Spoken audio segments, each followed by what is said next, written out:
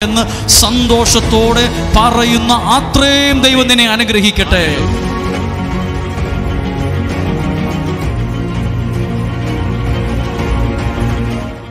പ്രിയപ്പെട്ടവരെ, നമ്മുടെ കണ്ണുകളൊന്ന് അടച്ച്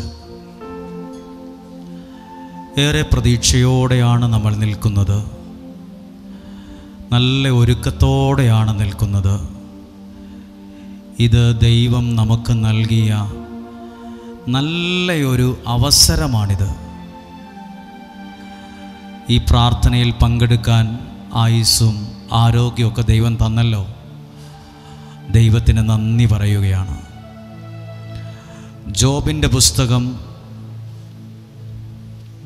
8-ാം അധ്യായം 7-ാമത്തെ വാക്യം ഇങ്ങനെയാണ്: നിന്റെ ആരംഭം എളിയതായിരുന്നെങ്കിൽ തന്നെ അന്ത്യദിനങ്ങൾ അതിമഹത്തായിരിക്കും. നമ്മൾ നമ്മുടെ നിയോഗ പ്രാർത്ഥനയൊക്കെ എളിയ രീതിയിലാണ് തുടങ്ങിയത്. നമ്മൾ ഓരോ വിഷയങ്ങളെ എഴുതി വെച്ച് പ്രാർത്ഥിക്കുകയാണ്.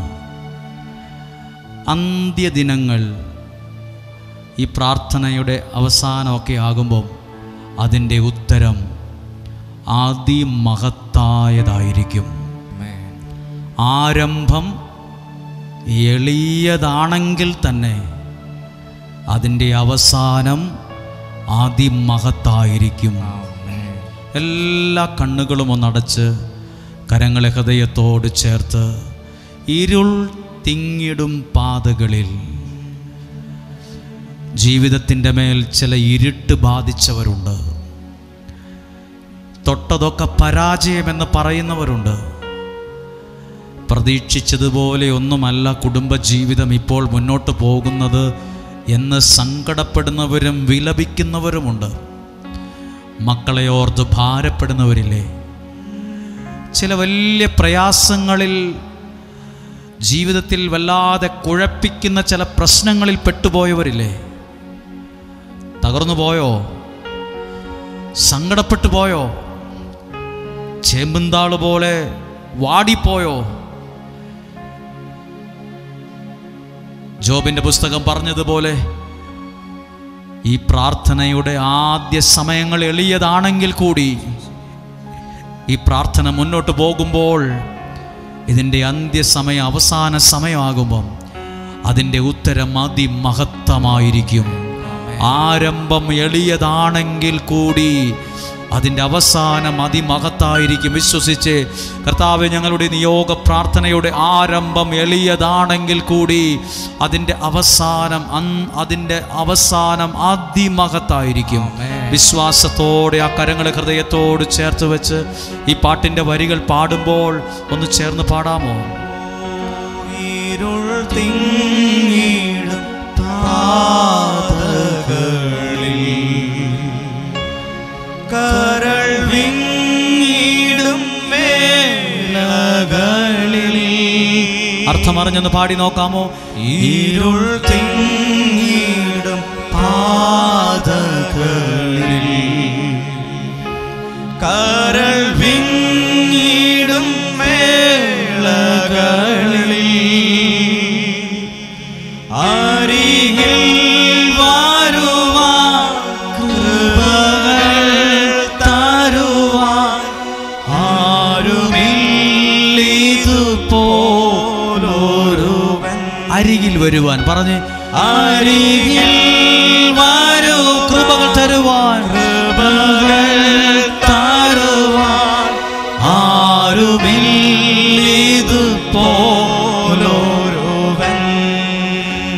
ഇത്ര നല്ലവനാ പ്രിയനേ, ഈ ധരയിൽ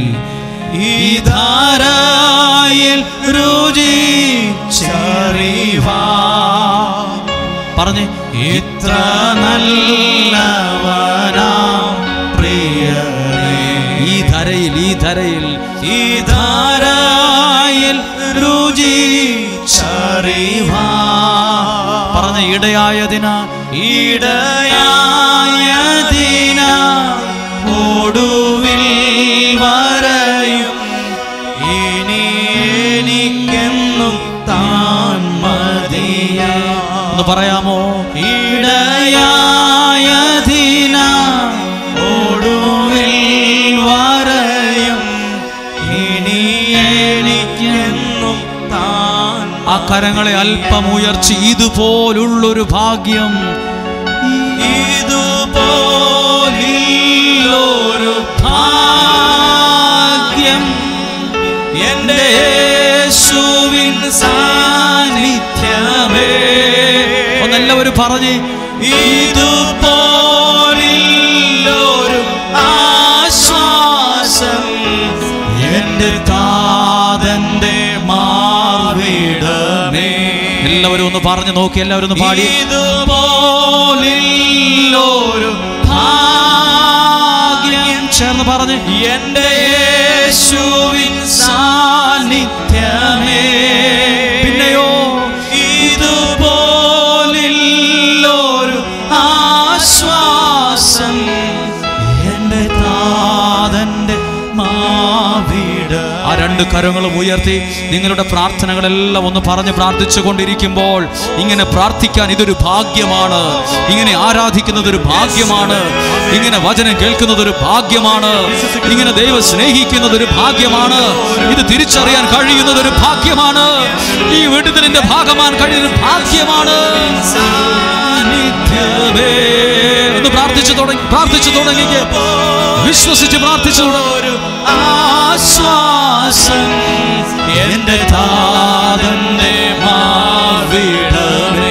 എല്ലാവരും ഒന്ന് പ്രാർത്ഥിച്ചേ. കുഞ്ഞുങ്ങൾ പ്രാർത്ഥിച്ചേ, യുവതി യുവാക്കൾ പ്രാർത്ഥിച്ചേ, മാതാപിതാക്കൾ പ്രാർത്ഥിച്ചേ, അകത്തുള്ളവർ പ്രാർത്ഥിച്ചേ, മുറ്റത്ത് നിൽക്കുന്നവർ പ്രാർത്ഥിച്ചേ, ശബ്ദം കേൾക്കുന്നവർ പ്രാർത്ഥിച്ചേ. അത്ഭുതങ്ങൾ സംഭവിച്ചു തുടങ്ങട്ടെ, അത്ഭുതങ്ങൾ സംഭവിച്ചു തുടങ്ങട്ടെ, രോഗസൗഖ്യങ്ങൾ സംഭവിച്ചു തുടങ്ങട്ടെ, അത്ഭുത വിടുതലുകൾ സംഭവിക്കട്ടെ. ചേർന്ന് പ്രാർത്ഥിച്ചേ. എന്റെ ആ കരം ഉയർത്തി, ആ കരം ഉയർത്തി, രണ്ട് കരവും ഉയർത്തി.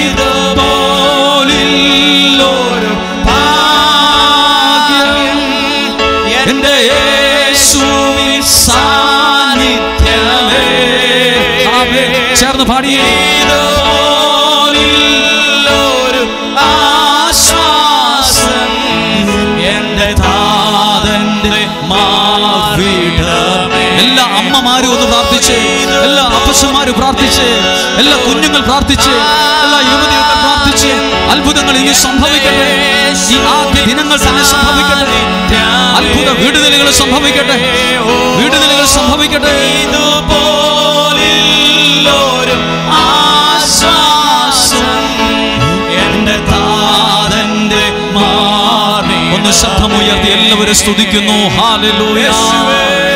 യേശുവിന്റെ നാമം വിളിച്ച് യേശുവിന്റെ നാമം വിളിക്കുന്നു, യേശുവിന്റെ നാമം വിളിക്കുന്നു, യേശുവിന്റെ നാമം വിളിക്കുന്നു, യേശുവിന്റെ നാമം വിളിക്കുന്നു. ഹല്ലേലൂയ. പരിശുദ്ധാത്മാവേ, പരിശുദ്ധാത്മാവേ, പരിശുദ്ധാത്മാവേ, യേശുവിൻ സാന്നിധ്യമേ. ഇതുപോലൊരു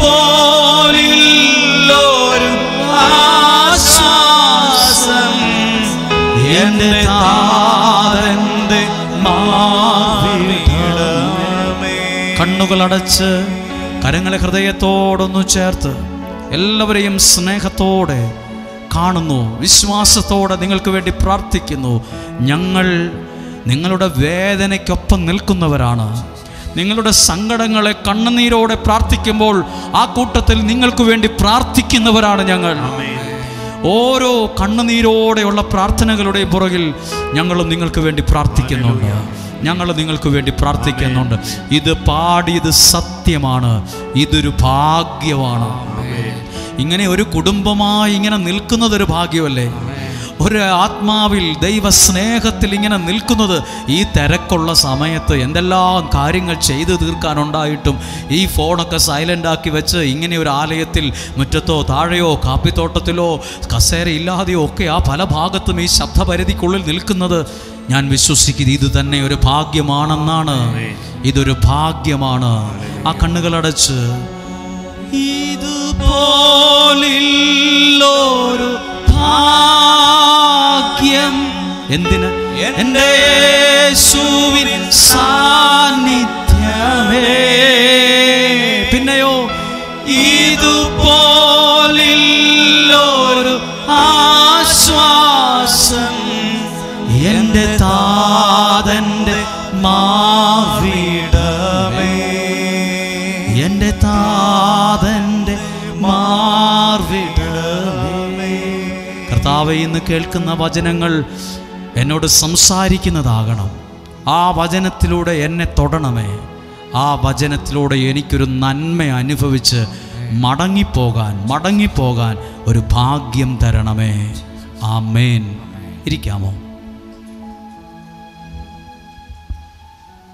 ഹല്ലേലൂയ. ഒക്ടോബർ മാസത്തെ നിയോഗ പ്രാർത്ഥനയുടെ ആദ്യ വെള്ളിയാഴ്ചയാണിന്ന്. നിങ്ങൾ നൽകുന്ന പ്രാർത്ഥനയ്ക്ക് സഹകരണത്തിനൊക്കെ നന്ദിയുണ്ട്. ഇതിൻ്റെ 2 ഇരട്ടി ആളുകൾ താഴെയുണ്ട്. പക്ഷേ കഴിഞ്ഞ പ്രാവശ്യമൊക്കെ ചില അസ്വസ്ഥതകൾ വന്നതുകൊണ്ടാണ് ഇതിനകത്തേക്ക് ഒത്തിരി ആളുകളെ കയറ്റാത്തത്. നിങ്ങൾക്ക് തന്നെ അറിയാം, ഒത്തിരി ആളുകൾ എല്ലാവരും ഒരേ പൊക്കമുള്ളവരല്ല. ചിലർക്ക് പൊക്കം കുറവാണ്, ചിലർക്ക് പൊക്കമുണ്ട്. അപ്പം പ്രാർത്ഥനയ്ക്ക് തിക്കും തിരക്കും വരുമ്പോൾ ആളുകൾ അതിനകത്ത് ശ്വാസം മുട്ടുന്ന അനുഭവങ്ങളുണ്ടായി. അതുകൊണ്ടാണ് ആ ഗേറ്റ് പതുക്കെ ചാരിയിട്ട് ആളുകളെ അവിടെ ഒരാളെ വെച്ച് നിയന്ത്രിച്ചത്. നിങ്ങൾ ആ കാര്യം സ്നേഹബുദ്ധിയാ മനസ്സിലാക്കുമെന്ന് വിശ്വസിക്കുന്നു. ഇവിടെയുള്ള ആളുകളെക്കാൾ ഇരട്ടി താഴെയും ഒക്കെയും ആളുകളുണ്ട്. കസേര വാടകയ്ക്ക് എടുത്തുകൊണ്ട് കൊന്നു, പക്ഷേ അതും തികഞ്ഞിട്ടില്ലെന്ന് അറിയാൻ കഴിഞ്ഞു. എങ്കിലും ഇത്രയും ആളുകൾ ഇങ്ങനെ സ്നേഹത്തോടെ വരുന്നത്, ഈ സ്ഥലത്ത് വരുന്നത്, അത് ദൈവാനുഗ്രഹത്തിൻ്റെ ഒരു അടയാളമാണ്. ഹല്ലേലൂയ. പ്രത്യേകിച്ച് വലിയ സന്തോഷത്തോടെ, കാരണം 1 മാസത്തെ പ്രാർത്ഥനയോടെയുള്ള ഒരുക്കത്തിന് ശേഷമാണ് നിയോഗ പ്രാർത്ഥന തുടങ്ങിയത്. ഇന്ന് 5:30 സമയത്ത്, ഇന്ത്യൻ സമയം 5:30-ക്ക് ആ പ്രാർത്ഥന നടക്കുമ്പോൾ 1,14,000 ആളുകൾ ലൈവിലുണ്ടായി 15 മിനിറ്റിനുള്ളിൽ. അതിനകത്തൊരു പാട്ടില്ല, അതിനകത്ത് വലുതെന്ന് പറയാനുള്ള ഒന്നുമില്ല. ഒരു വചനവും ഒരു പ്രാർത്ഥനയും മാത്രമേ ഉള്ളൂ. ഇതൊരുപാട് പേരെ സ്നേഹത്തിൽ ഒന്നിപ്പിക്കുന്നുണ്ട്. കുടുംബങ്ങൾ ഒരുമിച്ചിരുന്ന് പ്രാർത്ഥിക്കാൻ തുടങ്ങിയിട്ടുണ്ട്. യാത്രകളിൽ ഒരുമിച്ച് വചനം കേൾക്കാൻ തുടങ്ങിയിട്ടുണ്ട്. പ്രാർത്ഥന മനുഷ്യരെ ഒന്നിപ്പിക്കുന്നു. Prayer unites people. പല ഭാഗത്തും ഇവിടെ എഴുതി വച്ചിട്ടുണ്ട്. പ്രാർത്ഥന മനുഷ്യരെ സ്നേഹത്തിൽ ഒന്നിപ്പിക്കും. പല വഴക്കുകളും തെറ്റിദ്ധാരണകളൊക്കെ മാറി അവരെ ഒന്നിപ്പിക്കും. ഹല്ലേലൂയ. വളരെ സന്തോഷത്തോടെയാണ് ഈ വചനം ഇന്ന് നിങ്ങളോട് പറയുന്നത്. ആദ്യമായ വചനമൊന്ന് കേൾക്കുവാണ്. ഒരു പ്രാർത്ഥനയ്ക്ക് ദൈവം മറുപടി കൊടുത്തതൊന്ന് വായിക്കുവാണ്. പുറപ്പാട് പുസ്തകം 33-ാം അധ്യായം 18-ാമത്തെ വാക്യമാണ് ഇന്ന് ശ്രദ്ധിക്കുന്നത്. ഒരു ആമുഖം പോലെ പറയുന്നത്, നിങ്ങൾ ശ്രദ്ധയോടെ അത് കേൾക്കുക. മോശ ദൈവത്തോട് പ്രാർത്ഥിക്കുവാണ്, എനിക്ക് ഇന്ന ഒരു കാര്യം സാധിച്ചു തരണമേ എന്ന്. ഫുൾ സ്റ്റോപ്പ് ഇട്ട് അടുത്ത സെൻറ്റൻസ് എഴുതുമ്പോൾ ദൈവം പറയുന്നില്ല ഞാൻ അടുത്ത വർഷം നോക്കട്ടെ എന്നല്ല പറഞ്ഞത്, ഞാൻ വരുന്ന ഒരു 5-6 വർഷത്തിനുള്ളിൽ അത് ചെയ്തു തരാമെന്നല്ല. അന്നേരെ അതിന് മറുപടി കൊടുക്കുവാണ്. വായിക്കുകയാണ്. പുറപ്പാട് 33-ാം അധ്യായം 18-ാമത്തെ വാക്യം. മോശ ദൈവത്തോട് പറഞ്ഞു, അങ്ങയുടെ മഹത്വം എനിക്ക് കാണിച്ചു തരണമെന്ന് ഞാൻ അപേക്ഷിക്കുന്നു. അങ്ങയുടെ മഹത്വം എനിക്ക് കാണിച്ചു തരണമെന്ന് ഞാൻ ദൈവമേ നിന്നോട് അപേക്ഷിക്കുന്നു. ഒരു പ്രാർത്ഥനയാണ്. ഇതുപോലൊരു പ്രാർത്ഥനയോടെയാണ് നിങ്ങൾ ഇരിക്കുന്നത്. നമ്മൾ എഴുതി വെച്ച് പ്രാർത്ഥിക്കുന്ന പ്രാർത്ഥനയിൽ ഒരടയാളം കാണിച്ചു തരണമേ എന്ന് ഞാൻ അപേക്ഷിക്കുന്നു. ഇവിടെ എഴുതിയിട്ട നിയോഗമല്ല. പല ഭാഗത്തും പല രാജ്യങ്ങളിലും മനുഷ്യർ എഴുതി ദൈവവചനത്തിനകത്ത്, വേദപുസ്തകത്തിനകത്ത് വച്ച് അവരുടെ ഒരു കരം കൊണ്ട് പ്രാർത്ഥിക്കാൻ പറയുമ്പോൾ അതിൻ്റെ മുകളിൽ ഇങ്ങനെ പിടിച്ച് ഇങ്ങനെ തൊട്ട് പ്രാർത്ഥിക്കും ഓരോ വിഷയത്തിന് വേണ്ടി. മോശ പ്രാർത്ഥിച്ചു, കർത്താവേ നിന്റെ മഹത്വം എനിക്ക് കാണിച്ചു തരണമെന്ന് ഞാൻ അപേക്ഷിക്കുന്നു. അടുത്ത ഭാഗം 19-ാമത്തെ വാക്യം ആ പ്രാർത്ഥനയ്ക്ക് ഉത്തരമാണ്. എന്താ ഉത്തരം എന്നറിയാമോ? അവിടുന്ന് അരുൾ ചെയ്തു. അവിടുന്ന് അരുളി ചെയ്തു. പിന്നെ ആട്ടെ, അടുത്ത വർഷമാകട്ടെ, 2-3 വർഷത്തിനുള്ളിൽ എന്തേലുമൊക്കെ ചെയ്യാനല്ല പറഞ്ഞത്. എൻ്റെ മഹത്വം നിന്റെ മുൻപിലൂടെ കടന്നുപോകും. എൻ്റെ മഹത്വം നിന്റെ മുമ്പിൽ കൊണ്ടുവരും. എൻ്റെ മഹത്വം നിന്റെ മുമ്പിലൂടെ കടന്നു പോകും. കർത്താവ് എന്ന എൻ്റെ നാമം നിന്റെ മുൻപിൽ ഞാൻ പ്രഖ്യാപിക്കുകയും ഞാൻ പ്രഖ്യാപിക്കും. നീ ചോദിച്ച കാര്യം നിന്റെ മുമ്പിലൂടെ ഞാൻ കൊണ്ടുവരും, നിന്റെ മുമ്പിൽ എത്തിക്കും. ഇത് വിശ്വസിച്ച് വേണം ഇന്ന് പ്രാർത്ഥിക്കാൻ തുടങ്ങാൻ. മോശ എന്താ പ്രാർത്ഥിച്ചത്? കർത്താവേ, നിന്റെ മഹത്വം എനിക്ക് കാണിച്ചു തരണമേ. ദൈവം എന്താ മറുപടി കൊടുത്തത്?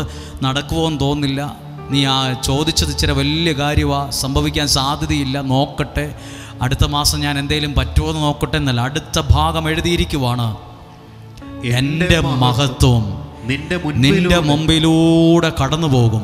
കർത്താവ് എന്ന എൻ്റെ നാമം നിനക്ക് പ്രഖ്യാപിക്കുകയും ചെയ്യും. അതിൻ്റെ അർത്ഥം എന്നാണെന്നറിയാമോ? പ്രാർത്ഥനയ്ക്ക് മറുപടി കിട്ടും. പ്രാർത്ഥനയ്ക്ക് മറുപടി. നമ്മൾ ഏതു കാര്യമാണോ മനസ്സിൽ കണ്ടുകൊണ്ട് ഒരേ കാര്യത്തിന് തുടരെ തുടരെ തുടരെ പ്രാർത്ഥിക്കുന്നത്, അതിൽ ദൈവം ഇടപെട്ടിരിക്കും. വിശ്വസിക്കുന്നു. അതുകൊണ്ടാണ് ഞാനിവിടെ നിൽക്കുന്നത്, അതുകൊണ്ടാണ് ഞാനിവിടെ നിന്ന് പ്രാർത്ഥിക്കുന്നത്, അതുകൊണ്ടാണ് എനിക്കിങ്ങനെ വചനം പറയാൻ പറ്റുന്നത്. ഏതു കാര്യമാണോ നിങ്ങളും 10 ദിവസം പ്രാർത്ഥിച്ചു, കിട്ടിയില്ല, മാറ്റിവെക്കരുത്. അതിനുവേണ്ടി വീണ്ടും വീണ്ടും അതിനെ പ്രാർത്ഥിച്ചു കൊണ്ടിരിക്കണം. തുടരെ തുടരെ പ്രാർത്ഥിച്ചു കൊണ്ടിരിക്കണം. നമ്മൾ പ്രാർത്ഥിക്കുന്നത് നമുക്ക് നടന്ന് കിട്ടാൻ തുടങ്ങും. ഹല്ലേലൂയ. ഈ വചനം ഈ ഒക്ടോബർ മാസത്തെ ആദ്യ വെള്ളിയാഴ്ച കേട്ടത് ഇതാണ്: കർത്താവേ, അങ്ങയുടെ മഹത്വം എനിക്ക് കാണിച്ചു തരണമേ. ദൈവം ഉടനെ പറഞ്ഞു, എൻ്റെ മഹത്വം എതിലേലും കടന്നു പോകുന്നല്ല, നിന്റെ മുമ്പിലൂടെ കടന്നു പോകും. നിങ്ങൾ പ്രാർത്ഥിച്ച വിഷയങ്ങൾ നിങ്ങളുടെ മുമ്പിൽ ഒരു അനുഗ്രഹമായി വെളിപ്പെടും. നിങ്ങൾ പ്രാർത്ഥിച്ച വിഷയം ഒരു അനുഗ്രഹമായി വെളിപ്പെടും. ഒരു നിമിഷം ആ കാര്യത്തെ ഈ വചനം വെച്ചൊന്ന് പ്രാർത്ഥിച്ച് ഇവിടെ നിൽക്കുന്ന എല്ലാവർക്കും വേണ്ടി പ്രാർത്ഥിക്കുവാണ്. പ്രിയപ്പെട്ടവരെ, ഈ വചനത്തിന് അനുഗ്രഹമുണ്ട്. ഇന്ന് ആ വ്യക്തി സാക്ഷ്യം പറയുമായിരിക്കും. ഇവിടെ നിന്നൊന്നും വന്നവരല്ല, വേറെ ഒരു ദേശത്തു നിന്ന് വന്ന ഒരാൾ പറയുവാണ്, അച്ചോ, ഈ പ്രാർത്ഥന ഞാൻ ഹിന്ദി മറാഠി ഭാഷ അറിയുന്ന ഒരു മറാഠിക്കാരന് ഞാൻ അയച്ചു കൊടുക്കും. അയാൾക്ക് മലയാളം അറിയാൻ പാടില്ല. അയാൾ ഇത് കാണും, ഈ ഒച്ച കേൾക്കത്തേ ഉള്ളൂ. പക്ഷെ അയാളൊരു മറ്റു മതത്തിൽപ്പെട്ട ഒരാളാണ്, ഒരു മറാഠിക്കാരനാണ്. സാക്ഷ്യം പറയുമായിരിക്കും, ആളിവിടെ ഉണ്ട്. ആ മനുഷ്യൻ്റെ ജീവിതത്തിൽ വരെ അനുഗ്രഹം ഉണ്ടായി. അയാൾക്ക് മലയാളം എന്നതാണെന്ന് ഒന്നും അറിയത്ത് പോലുമില്ല, വേറൊരു ഭാഷയെ അറിയത്തുള്ളൂ. പക്ഷെ അദ്ദേഹവും ഈ പ്രാർത്ഥന കേൾക്കുന്നുണ്ടെന്ന്, വെറുതെ കേൾക്കുന്നുണ്ടെന്ന് എന്നെ അറിയത്തില്ല, പക്ഷെ എന്നിട്ട് പോലും ആ വ്യക്തിയിൽ വിടുതലുണ്ടായെന്ന്. കേൾക്കുന്നത് ഏതു ഭാഷയിലാണേലും നിങ്ങൾ കേൾക്കുന്നത് ദൈവത്തിൻ്റെ വചനമാണ്. ദൈവത്തിൻ്റെ വചനം. ഒരു കാര്യം നിങ്ങളോട് പറയട്ടെ, ഒരാളെ ഇപ്പോൾ എല്ലാവരും എവിടെ ചെന്നിട്ട് പറയും, ഞങ്ങൾ ഡെയിലി ബ്ലെസ്സിങ് എന്ന് യോഗ പ്രാർത്ഥനയൊക്കെ 100 പേർക്ക് അയക്കുന്നുണ്ട് കേട്ടോ, 500 പേർക്ക് ഞങ്ങൾ അയക്കുന്നുണ്ട് കേട്ടോ, ഞങ്ങളുടെ പള്ളിയിലെ ഗ്രൂപ്പിലൊക്കെ ഞങ്ങളിങ്ങനെ അയക്കുന്നുണ്ട്. അതിനെന്നാ മറുപടി എന്നറിയാമോ? വചനത്തിന് ശക്തിയുണ്ടെന്ന്. ഈ കാലഘട്ടത്തിൽ അനേകരുടെ മുമ്പിൽ തെളിയിക്കാൻ ദൈവം നിന്നെ കൂടി തെരഞ്ഞെടുത്തിരിക്കുന്നു എന്നാണ് അതിൻ്റെ അർത്ഥം. ദൈവത്തിനും ദൈവവചനത്തിനും ശക്തിയുണ്ടെന്ന് ഒരുപാട് പേരെ അറിയിക്കാൻ ആ കൂട്ടത്തിൽ ദൈവം നിന്നെ കൂടി തെരഞ്ഞെടുത്തോണ്ടാ നിൻ്റെ ഫോണിൽ നിന്ന് ഈ വചനം കുറേ പേർക്ക് അയക്കുന്നത്. അത് ദൈവരാജ്യത്തിൻ്റെ പണിക്കാരായി നമ്മൾ മാറുകയാണ്. ദൈവഭവനത്തിന്, ദൈവത്തിന് ഇഷ്ടപ്പെട്ട ദൈവത്തിൻ്റെ കാരുണ്യം കിട്ടുന്നവരായി നമ്മൾ മാറുകയാണ്. നിങ്ങൾ ദൈവത്തിന് ഏറ്റവും പ്രിയമുള്ളവരായി മാറുകയാണ്. കാരണം നിങ്ങൾ ദൈവവചനത്തെയാണ് പങ്കുവച്ച് കൊടുക്കുന്നത്. ഒരു നിമിഷം കണ്ണുകളെ അടച്ച് മോശ ദൈവത്തോട് പറഞ്ഞു, നിന്റെ മഹത്വം എനിക്ക് കണ്ണോണ്ട് കാണാൻ പറ്റണം. നിങ്ങൾ പ്രാർത്ഥിച്ചേ, ആ വ്യക്തിയുടെ മാറ്റം എനിക്ക് കണ്ണോണ്ട് കാണാൻ പറ്റണം. ആ വീട് എനിക്ക് അനുഗ്രഹമായി കാണാൻ പറ്റണം. ഇന്ന വ്യക്തി മാനസാന്തരപ്പെടണം. എൻ്റെ കുഞ്ഞുങ്ങൾക്ക് നല്ലൊരു ജീവിതം കിട്ടുന്നത് എനിക്ക് കാണണം. മോശ പറഞ്ഞു, നിന്റെ മഹത്വം എനിക്ക് കാണണം. നിങ്ങൾ പ്രാർത്ഥിച്ച് എഴുതിയിട്ട വിഷയത്തെ മനസ്സിൽ കണ്ടുകൊണ്ട് പറഞ്ഞ്, ഈ പ്രാർത്ഥനയ്ക്ക് ഉത്തരം എനിക്ക് കാണാൻ പറ്റണം. എൻ്റെ പ്രിയപ്പെട്ടവർക്ക് കാണാൻ പറ്റണം, എൻ്റെ കുടുംബത്തിൽ അതിൻ്റെ അടയാളം കാണാൻ പറ്റണം. ഇങ്ങനെ തന്നെ പ്രാർത്ഥിച്ചേ. മോശ പറഞ്ഞു, നിൻ്റെ മഹത്വം എനിക്ക് കാണിച്ചു തരണമേ, നിൻ്റെ മഹത്വം എനിക്ക് കാണിച്ചു തരണമേ. കർത്താവെ, ഒരു അടയാളം കാണിച്ചു തരണമെന്ന് പ്രാർത്ഥിച്ച്, ഒരു അത്ഭുതം എന്നെ കാണിക്കണമെന്ന് പ്രാർത്ഥിച്ച്, ഒരു അത്ഭുത മാനസാന്തരം എന്നെ കാണിക്കണമെന്ന് പ്രാർത്ഥിച്ച്, ഒരു പുതിയ അനുഗ്രഹം എന്നെ കാണിക്കണമെന്ന് പ്രാർത്ഥിച്ച്, ഒരു പുതിയ വിടുതൽ എന്നെ കൂടി കാണിക്കണമെന്ന് പ്രാർത്ഥിച്ച്, മനസ്സ് മടുത്തിരിക്കാതെ പഴിച്ചുകൊണ്ടിരിക്കാതെ എന്നെ ഒരു അനുഗ്രഹത്തിലേക്ക് ഒരുക്കണമെന്ന് പ്രാർത്ഥിച്ച് ഉടനെ മോശയോട് പറഞ്ഞു, എൻ്റെ മഹത്വം നിന്റെ മുമ്പിലൂടെ കടന്നു പോകും.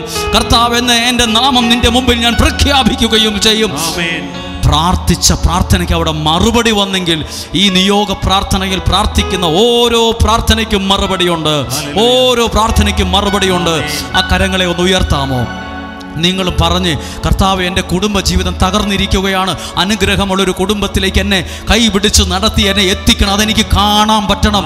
എൻ്റെ സാമ്പത്തികം തകർന്നിരിക്കുക, അതിൽ നിന്ന് എനിക്ക് കരകയറി സന്തോഷത്തോടെ ജീവിക്കാൻ കഴിയണം. ഈ അനുഗ്രഹം എനിക്ക് കാണിച്ചു തരണമേ. എൻ്റെ ഭവനമണി മുടങ്ങിക്കിടക്കുകയാണ്, എൻ്റെ കുഞ്ഞിൻ്റെ ഭാവി ഒന്നുമല്ലാതെ നിൽക്കുകയാണ്. ചില അനുഗ്രഹങ്ങളെ എനിക്ക് കാണിച്ചു തരണമേ, ചില നന്മകളെ എനിക്ക് കാണിച്ചു തരണമേ, ചില വിടുതലുകളെ എനിക്ക് കാണിച്ചു തരണമേ, ചില അഭിഷേകത്തെ എനിക്ക് കാണിച്ചു തരണമേ. ദൈവം നിന്നോട് പറയുന്നു, ഈ മഹത്വം ഈ പ്രാർത്ഥനയ്ക്ക് ഉത്തരം നിന്റെ മുമ്പിലൂടെ ദൈവം കടന്നു പോകും. നിനക്ക് അത് ദൈവം വെളിപ്പെടുത്തി തരും. ഒരാളെ പോലും മാറ്റി നിർത്താതെ അനുഗ്രഹമായി അത് മാറുക തന്നെ ചെയ്യും.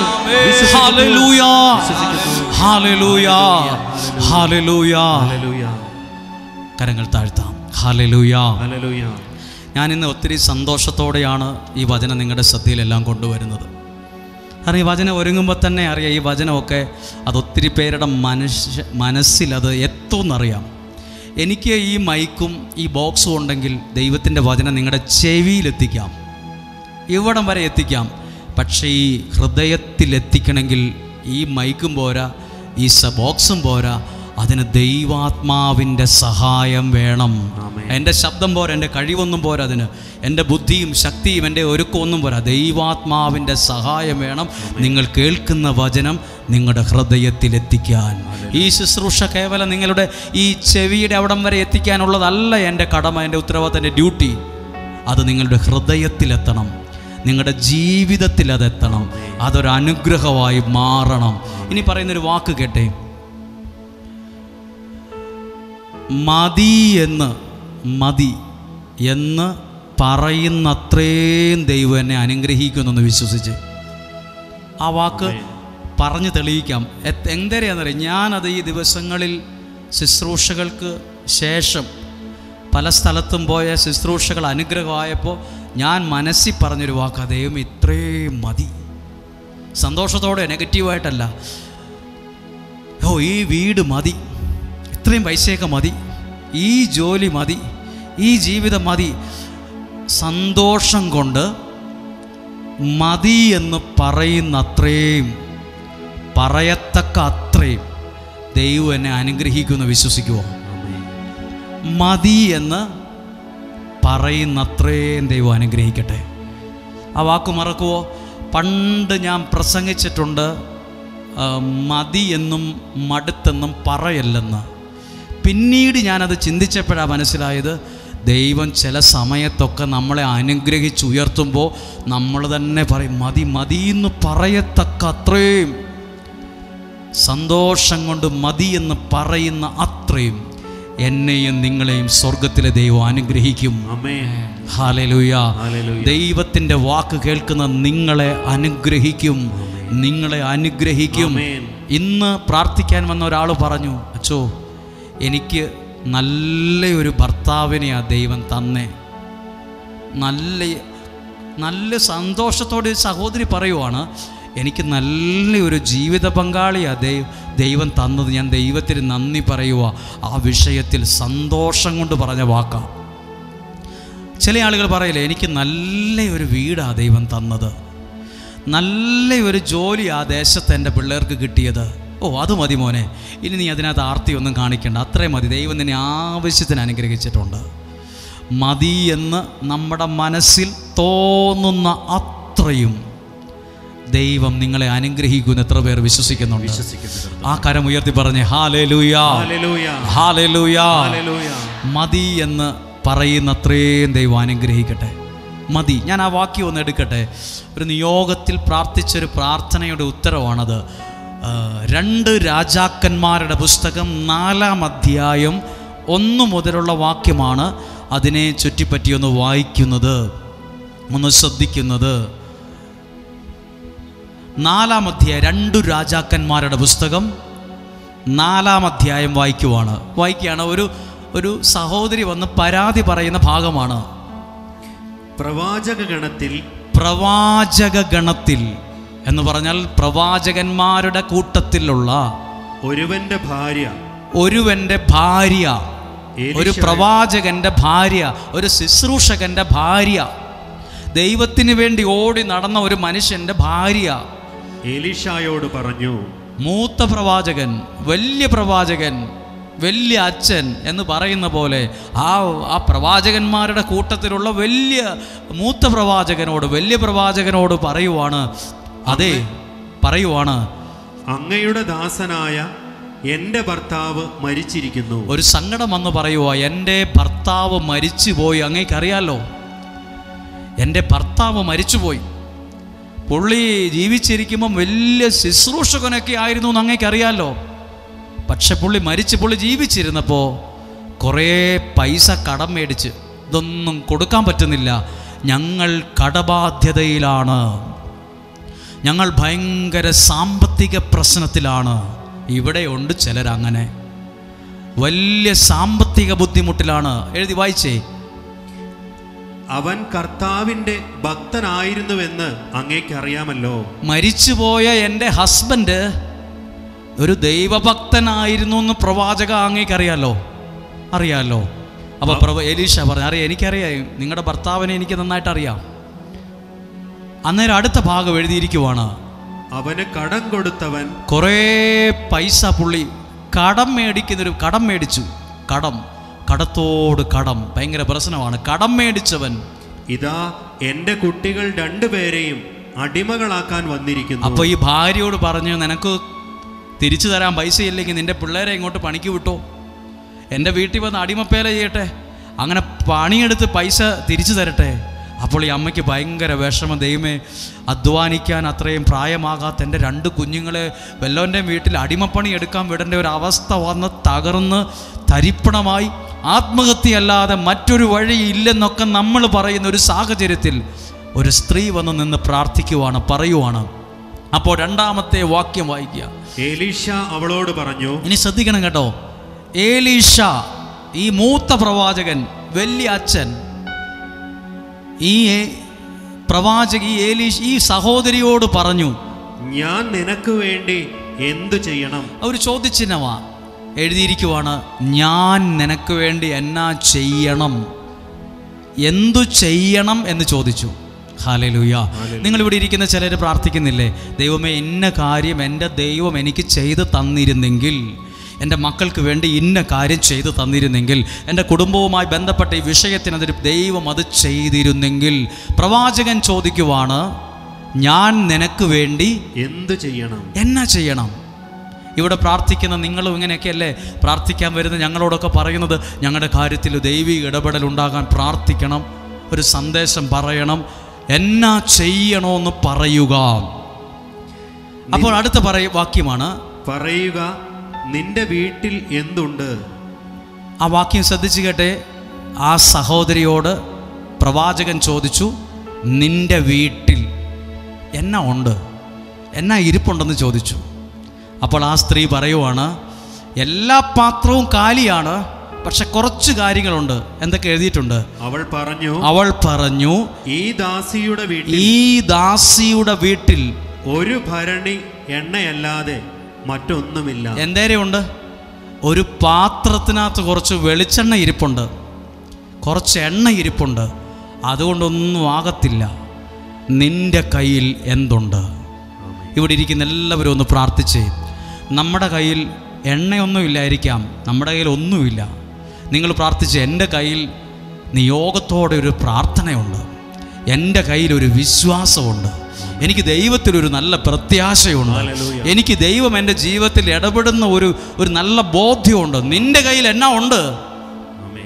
നിന്റെ കയ്യിൽ എന്തുണ്ട്? അപ്പോൾ പറഞ്ഞു, കുറച്ച് എണ്ണയേ ഉള്ളൂ. അടുത്ത ഭാഗം, ഇനി പ്രവാചകൻ ഒരു നിയോഗം കൊടുക്കുകയാണ്. എന്താ നിയോഗം എന്നറിയാമോ? എഴുതിയിട്ടുണ്ട്. അവൻ പറഞ്ഞു, നീ ചെന്ന് അയൽക്കാരിൽ നിന്ന് ഒഴിഞ്ഞ പാത്രങ്ങൾ ധാരാളം ശേഖരിക്കും. അപ്പോൾ അവരുടെ വീട്ടിൽ പാത്രമില്ലേ? അവരുടെ വീട്ടിൽ വലിയ പാത്രങ്ങളൊന്നുമില്ല, പാവപ്പെട്ട അവസ്ഥയാണ്. അപ്പോൾ ഈ സഹോദരിയോട് പറഞ്ഞ്, അതെ, നിങ്ങളുടെ വീടിൻ്റെ അയൽവക്കങ്ങളിലൊക്കെ പോയി അവരുടെ വീട്ടിൽ വെറുതെ ഇരിക്കുന്ന കാലിയായ ഫ്രീ ആയിട്ടുള്ള പാത്രമൊക്കെ ഒന്ന് കൊണ്ടുവന്ന് നിൻ്റെ വീട്ടിൽ കൊണ്ടുവരിക. അങ്ങനെയാണെങ്കിൽ നമ്മൾ ചോദിക്കത്തില്ലേ, സാമ്പത്തിക ബുദ്ധിമുട്ടായിട്ടിരിക്കുക, ഞാൻ അപ്പുറത്തെ വീട്ടിൽ പോയി പാത്രം പെറുക്കിയിട്ട് എന്നാ കാര്യം? ഞാൻ അപ്പുറത്തെ വീട്ടിലെ പാത്രങ്ങൾ കുറേ പെറുക്കി ഇവിടെ കൊണ്ടുപോയി വെച്ചിട്ട് എന്താ കാര്യം? ദൈവത്തിൻ്റെ വാക്ക്, ദൈവത്തിൻ്റെ ദാസന്മാർ പറയുന്ന വാക്ക് കേട്ട് മുന്നോട്ട് പോകുന്നവനാ അത്ഭുതം കാണുന്നത്. ഹല്ലേലൂയ. ആരാണ് അത്ഭുതം കണ്ടെന്നറിയാമോ? ദൈവത്തിൻ്റെ വാക്കുകേട്ട്, ദൈവത്തിൻ്റെ പ്രവാചകന്മാരുടെ വാക്കുകേട്ട് മുന്നോട്ട് പോയവരാണ് ജീവിതത്തിൽ അത്ഭുതങ്ങളെ കണ്ടവര്. അപ്പോൾ ഈ സഹോദരി നമ്മളാണ് ചോദിക്കത്തില്ലേ, പിന്നെ ഒന്നാമത് ദാരിദ്ര്യവാ, ആകെ ഒരു പാത്രം എണ്ണ ഇരിപ്പുണ്ട്, ഞാൻ അപ്പുറത്തെ വീട്ടിൽ നിന്ന് കുറേ പാത്രങ്ങൾ പെറുക്കി ഇവിടെ കൊണ്ടുവച്ചാൽ എങ്ങനെ എൻ്റെ പ്രശ്നം തീരുക? നിങ്ങൾ ചിലരെങ്കിലും ചിന്തിക്കുന്നുണ്ട്, ഞാൻ കുറേ പ്രാർത്ഥന ഇങ്ങനെ എഴുതി വെച്ച് പ്രാർത്ഥിച്ചാൽ എങ്ങനെയാണ് എൻ്റെ പ്രശ്നം തീരുക? നമ്മൾ വിശ്വാസത്തോടെ പ്രവർത്തിക്കാൻ തുടങ്ങിയാൽ, വിശ്വാസത്തോടെ കരം നീട്ടാൻ തുടങ്ങിയാൽ, സ്വർഗത്തിലെ ദൈവം കരം നീട്ടിയ എനിക്ക് വേണ്ടി ഇടപെടുമെന്നുള്ളത് എൻ്റെ വിശ്വാസമാണ്. ഒരു കരമുയർത്തി ഒന്ന് വിശ്വാസത്തോടെ ശബ്ദമുയർത്തി ഒന്ന് പറഞ്ഞേ, ഹല്ലേലൂയ, ഹല്ലേലൂയ, ഹല്ലേലൂയ. ഇതൊരു കാര്യം നമ്മൾ ചിന്തിക്കേണ്ട ഒരു കാര്യമാണ്. ഈ സഹോദരി പറഞ്ഞു തന്നെ, എൻ്റെ വീട്ടിൽ പാത്രമില്ലെന്നാണോ പറഞ്ഞത്? എൻ്റെ വീട്ടിൽ ചോറ് വെക്കാൻ പാത്രമില്ല പ്രവാചക, കുറച്ച് പാത്രം കിട്ടിയാൽ കൊള്ളാം. എന്നാൽ അതിനുള്ള മറുപടിയാണ് കൊടുത്തത്. അപ്പുറത്തെ വീട്ടിൽ പോയി അവരുടെ വീട്ടിലിരിക്കുന്ന പാത്രമൊക്കെ ചോദിച്ചു മേടിച്ച് വീട്ടിൽ കൊണ്ടുവരാൻ പറഞ്ഞത്. ഈ സഹോദരി പറഞ്ഞത് കടബാധ്യതയാണെന്നാ. ഈ സഹോദരി പറഞ്ഞത് സാമ്പത്തിക ബുദ്ധിമുട്ടാണെന്നാ. പ്രവാചകൻ മറുപടി കൊടുത്തതോ, അപ്പുറത്തെ വീട്ടിൽ പോയി അവരുടെ വീട്ടിൽ വെറുതെ ഇരിക്കുന്ന പാത്രങ്ങൾ മേടിച്ചു കൊണ്ടുവന്ന് വീട്ടിൽ കൊണ്ടുവരിക. ഇത് തന്നെയാണ് നിയോഗ പ്രാർത്ഥനയും. നോക്കുമ്പോൾ ഒന്നും കാര്യമൊന്നുമില്ല, പക്ഷെ ഒരു നിയോഗത്തിൽ പ്രാർത്ഥിക്കുമ്പോൾ അത്ഭുതം നടക്കും. എന്നിട്ട് എന്ത് ചെയ്തു? ആ സഹോദരി ഇങ്ങനെ പറഞ്ഞുകൊണ്ടാണോ പോയെ? പിന്നെ ഈ പ്രവാചകന്മാർക്കെല്ലാം ഇങ്ങനെ അങ്ങ് പറയാം, കുറേ പാത്രം കൊണ്ട് പെറുക്കി വെച്ചാൽ എങ്ങനെ എൻ്റെ പ്രശ്നം തീരുക? എൻ്റെ വീട്ടിലാകെ ഒരു പാത്രം എണ്ണയേ ഉള്ളൂ, പിന്നെ എന്തിനാ ഞാൻ അപ്പുറത്തെ വീട്ടിൽ പോയി പാത്രം പെറുക്കുന്നത്? ഇങ്ങനെ ഒന്നും ചിന്തിച്ചില്ല. ആ സഹോദരി എന്തു ചെയ്തു എന്ന് എഴുതിയിട്ടുണ്ട്. 4-ാമത്തെ വാക്യം, പിന്നെ നീയും നിന്റെ പുത്രന്മാരും അകത്തു കിടന്ന് പാത്രങ്ങളിൽ എണ്ണ പകരുക. ഒറ്റയ്ക്കല്ല, നീയും നിന്റെ വീട്ടിലുള്ളവർ ഒരുമിച്ചിരുന്ന് അത് പ്രാർത്ഥിക്കണം. അതൊരു വലിയ കാര്യമാകട്ടോ. നീ ഒറ്റയ്ക്കിരുന്ന് പിള്ളേരെ ഒന്നും അങ്ങോട്ട് അടുപ്പിക്കേണ്ട, പിള്ളേരൊക്കെ അപ്പുറത്തെ മുറിയിൽ ഇരുന്നോട്ടെ. നീ ഒറ്റയ്ക്ക് ഒരു കാര്യം ചെയ്യണമെന്നല്ല പറഞ്ഞത്, നീയും നിന്റെ മക്കളും അകത്തു കടന്ന് പാത്രം ഒറ്റ മനസ്സോടെ പ്രാർത്ഥിക്കണം. ഒരു മനസ്സോടെ അത് ചെയ്യണം. എന്താ നിയോഗത്തിൽ പ്രാർത്ഥിക്കുന്നത്? ഞാൻ ഇപ്പുറത്തെ മുറിയിൽ അപ്പുറത്തെ മുറിയിൽ വേറൊരാൾ അങ്ങനെ പ്രാർത്ഥിക്കുന്നതിനേക്കാൾ ഫലമാണ് ഒരുമിച്ചിരുന്ന് പ്രാർത്ഥിക്കുക. നിങ്ങളും നിങ്ങളുടെ ജീവിത പങ്കാളി മക്കൾ ഒരുമിച്ചിരുന്ന് പ്രാർത്ഥിക്കുക. ദൈവത്തിന്റെ വാക്കു കേൾക്കാൻ തുടങ്ങുക. അത്ഭുതങ്ങളെ കാണാൻ തുടങ്ങും. ദൈവം അത്ഭുതങ്ങളെ സൃഷ്ടിക്കാൻ തുടങ്ങും. ഒന്ന് പറഞ്ഞേ ഹല്ലേലൂയ. ശബ്ദമുയർത്തി ഒന്ന് പറഞ്ഞേ ഹല്ലേലൂയ, ഹല്ലേലൂയ. ഇപ്പോൾ അതെല്ലാം അതുപോലെ ചെയ്തു. വാക്യം വായിക്കുവാണ്, നിറയുന്നത് മാറ്റിവെക്കുക. ഇത് സ്വീകരിച്ചിട്ട് പോക്കോ. നിറയുന്നത് മാറ്റിവെക്കുക. അപ്പൊ നിറഞ്ഞിരിക്കും. അപ്പൊ ഈ സഹോദരി ചോദിച്ചില്ലേ, പിന്നെ ആകെ ഒറ്റ കുപ്പി എണ്ണ ഇരിപ്പുള്ളൂ, പിന്നെ എങ്ങനെ ഇത് നിറയുന്നത്? വിശ്വാസത്തോടെ പ്രാർത്ഥിക്കുന്ന കാര്യങ്ങളിലെല്ലാം നിറയാൻ തുടങ്ങും. ആ വീട് സന്തോഷം കൊണ്ട് നിറയാൻ തുടങ്ങും. ആ സാമ്പത്തിക പ്രശ്നങ്ങൾ മാറി ദൈവാനുഗ്രഹമുള്ള സമ്പത്ത് കൊണ്ട് നിറയാൻ തുടങ്ങും. ആരോഗ്യ പ്രശ്നം മാറി അനുഗ്രഹമുള്ള ആരോഗ്യം ആ വ്യക്തിയിൽ ഉണ്ടാകാൻ തുടങ്ങും. നിറയുന്നത് മാറ്റിവെച്ചോണം. ഹല്ലേലൂയ. നിങ്ങൾ ചിന്തിക്കുന്നുണ്ടോ, എൻ്റെ വീട്ടിൽ ഒത്തിരി പേരുടെ കുടുംബത്തിൽ സമാധാനം ഇല്ല, സ്വസ്ഥതയില്ല. നിങ്ങൾ വിശ്വസിച്ച് പറഞ്ഞു, എൻ്റെ കുടുംബത്തിൽ സമാധാനം നിറയും, എൻ്റെ കുടുംബത്തിൽ സ്വസ്ഥത നിറഞ്ഞു വരും, എൻ്റെ കുടുംബത്തിൽ പരസ്പര സ്നേഹം നിറഞ്ഞു വരും, എൻ്റെ അയൽവക്കക്കാർ തമ്മിലുള്ള സ്നേഹം വർദ്ധിച്ചു വരും. നിറയുന്നത് ഹല്ലേലൂയ. ഹല്ലേലൂയ. നിങ്ങൾ അങ്ങനെയെങ്കിൽ ഒരു നിമിഷം കണ്ണുകളടച്ച് നിങ്ങളുടെ വീടിന് വേണ്ടി ഒന്ന് പ്രാർത്ഥിച്ച്. ഈ നിയോഗ പ്രാർത്ഥനയൊക്കെ നിങ്ങൾ എങ്ങനെയാണ് പങ്കെടുക്കുന്നത്? ഞാൻ ഒറ്റയ്ക്കൊരു ഫോൺ എടുത്തു അപ്പുറത്തേക്ക് മാറിയിരുന്ന് കേൾക്കുക, അത് നല്ലതാണ്. പക്ഷെ കുറച്ചുകൂടെ ഫലദായകമാണ്. ഏലീഷ സഹോദരിയോട് പറഞ്ഞു, നീയും നിൻ്റെ 2 പിള്ളേരും കൂടെ ഒരുമിച്ചിരിക്കണം, എന്നിട്ട് ഞാൻ പറയുന്നത് പോലെ നിങ്ങൾ ചെയ്യണം. വാതിലും ജനലും ഒക്കെ അടച്ച് നിങ്ങൾ എണ്ണ പാത്രത്തിലേക്ക് പകരണം. ഞാനതിനെ കാണുന്നത് വിശ്വാസത്തോടെയുള്ള പ്രാർത്ഥനയാണെന്നാണ്. എന്നിട്ട് എഴുതിയിരിക്കുക, നീ അങ്ങനെ പ്രാർത്ഥിക്കാൻ തുടങ്ങുമ്പോൾ, അങ്ങനെ പകരാൻ തുടങ്ങുമ്പോൾ നിറയാൻ തുടങ്ങുന്നത് കാണാൻ തുടങ്ങും. അങ്ങനെ പ്രാർത്ഥിക്കാൻ തുടങ്ങുമ്പോൾ നിങ്ങളുടെ കുഞ്ഞുങ്ങൾ പഠിച്ച് അനുഗ്രഹിക്കപ്പെട്ട് വളരുന്നത് കാണാൻ തുടങ്ങും. നിങ്ങളുടെ കുഞ്ഞുങ്ങളിൽ ചില മാറ്റങ്ങൾ കണ്ടുവരാം തുടങ്ങും. നിറയുന്നത്. ഒരു നിമിഷം നിങ്ങളുടെ കരങ്ങളെ ഹൃദയത്തോട് ചേർത്ത് വെച്ച്, ഇന്ന് നിറയാതിരിക്കുന്ന കുറേ കാര്യമുണ്ട്. ഈ നിയോഗ പ്രാർത്ഥനയുണ്ടല്ലോ, നിറയുന്നത് മാറ്റിവെക്കുന്ന പ്രാർത്ഥനയാണ്. നിറയുന്നത് വിശ്വസിച്ച് പറഞ്ഞ്, എൻ്റെ കുടുംബത്തിൽ സമാധാനം നിറയും. എൻ്റെ ഇന്നത്തെ സാമ്പത്തിക ബുദ്ധിമുട്ടുകൾ മാറി സാമ്പത്തികത്തിൻ്റെ മേലൊരു നിറവുണ്ടാകും. എൻ്റെ കുഞ്ഞുങ്ങളുടെ മേലൊരു ആത്മനിറവുണ്ടാകും. ഞങ്ങളുടെ കുടുംബത്തിൽ വിശ്വാസത്തിൻ്റെ ഒരു നിറവുണ്ടാകും. സമൃദ്ധിയുടെ ഒരു നിറവുണ്ടാകും. നിറയുന്നത്. പലതും നിറഞ്ഞിട്ടില്ല. അതാണ് ഒരു നിമിഷം ആ കരങ്ങളെ ഹൃദയത്തോട് ചേർത്ത് വെച്ച്, കർത്താവ് ഇതുപോലൊരു ഭാഗ്യം എനിക്ക് തരണമെന്ന് പ്രാർത്ഥിച്ച്.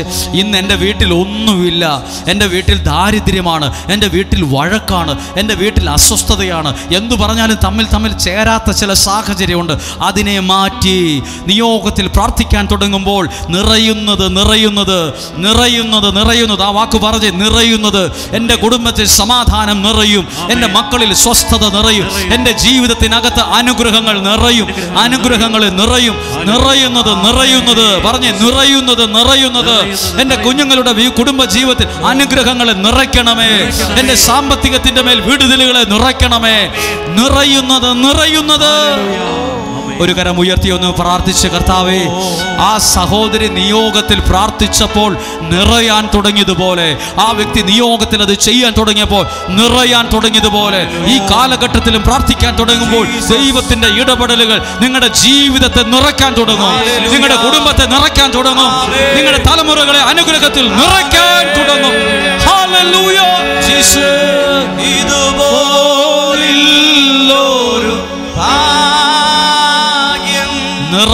നിറയുന്നത് എൻ്റെ യേശുവിൻ സാന്നിധ്യമേ. കരങ്ങൾ താഴ്ത്തി പറഞ്ഞാമോ? ഇതുപോലൊരു ആശ്വാസം എൻ്റെ താതന്റെ മാർവിടമേ.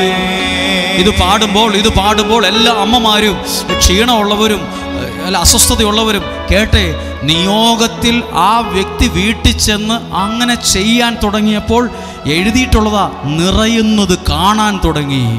നിറയുന്നത്.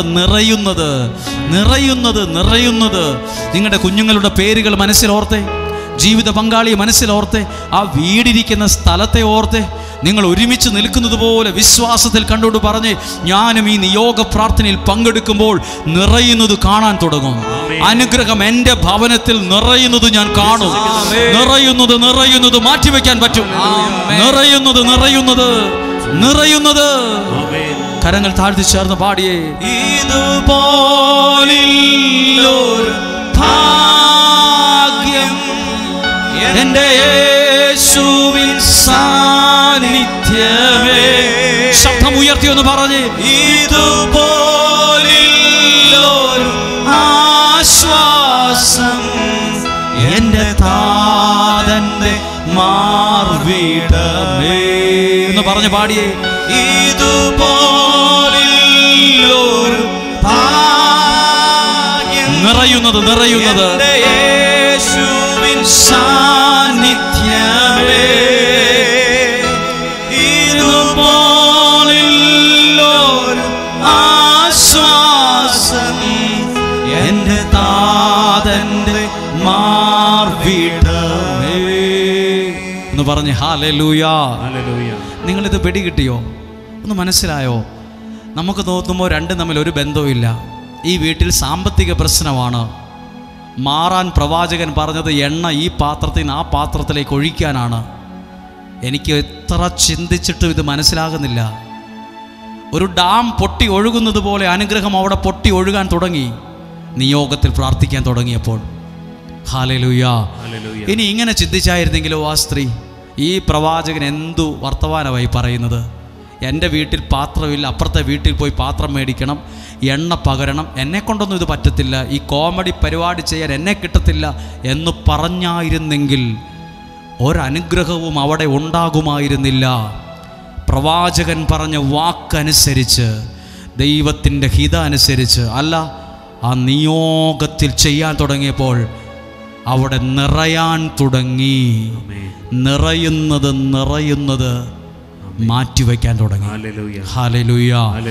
അടുത്ത ഭാഗം വായിച്ചേ. അവൾ വീട്ടിൽ ചെന്ന് പുത്രന്മാരെ അകത്തു വിളിച്ച് വാതിലടച്ചു. അവൾ പകരുകയും അവർ പാത്രങ്ങൾ എടുത്തു കൊടുക്കുകയും ചെയ്തു. പാത്രങ്ങൾ നിറഞ്ഞപ്പോൾ അവൾ പുത്രനോട് ഇനിയും കൊണ്ടുവരിക എന്ന് പറഞ്ഞു. ഇനി പാത്രമില്ലെന്ന് പറഞ്ഞപ്പോൾ എണ്ണയുടെ ഒഴുക്ക് നിലച്ചു. അവർക്ക് മതിയാകുവോളം ദൈവം അനുഗ്രഹിച്ചവിടെ. മതി, ഇനി പാത്രം ഒഴിക്കാൻ വേറെ പാത്രമില്ല. അപ്പുറത്തെ വീട്ടിൽ നിന്ന് ഇപ്പുറത്തെ വീട്ടിൽ നിന്ന് മുഴുവൻ പാത്രം കൊണ്ടുവന്ന് പാത്രത്തിൽ മുഴുവൻ എണ്ണ നിറഞ്ഞു. ഇതൊരു സൂചനയാണ്. ഇനി വേറെ പാത്രമില്ല, ഇനി മതി, ഇനി വേറെ വഴിയൊന്നുമില്ല, ഇത്രയും മതിയെന്ന് പറയുന്നത്രയും ദൈവം ആ നിയോഗത്തിൽ അത് ചെയ്തപ്പോൾ അവരെ ദൈവം അനുഗ്രഹിച്ചു. ഇവിടെ ഇരിക്കുന്ന നിങ്ങളും നാളെ ഒരു സമയത്ത് പറയാൻ ഇടവരണം കേട്ടോ, ദൈവമേ ഇത്രയൊക്കെ എന്നെ അനുഗ്രഹിച്ചല്ലോ, ഇത് ധാരാളം, ഇത് മതി, ഇത്ര ഇത് തന്നെ ധാരാളമാണ്, ഇത് അർഹിക്കുന്നേക്കാൾ കൂടുതലാണ്.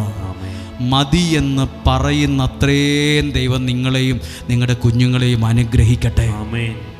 വിശ്വസിക്കുന്നു ഇങ്ങനെയൊക്കെ നടക്കുമെന്ന്. പ്രിയപ്പെട്ടവരെ, വീടില്ലാത്തൊരാൾക്ക് വീട് ലഭിച്ചു കഴിഞ്ഞപ്പോൾ അവർ പറഞ്ഞതാ, ഓ ഇത്രയും വലിയൊരു വീടുണ്ടാവുമെന്ന്, ഇങ്ങനെയൊക്കെ ജീവിക്കാൻ പറ്റുമെന്ന് സ്വപ്നത്തിൽ പോലും ഓർത്തില്ല. ഇത് മതി, ഇത്രയും നല്ലൊരു വീട് നമുക്ക് മതി. മതി എന്ന് പറയുന്ന അത്രയും നല്ലൊരു വീട്.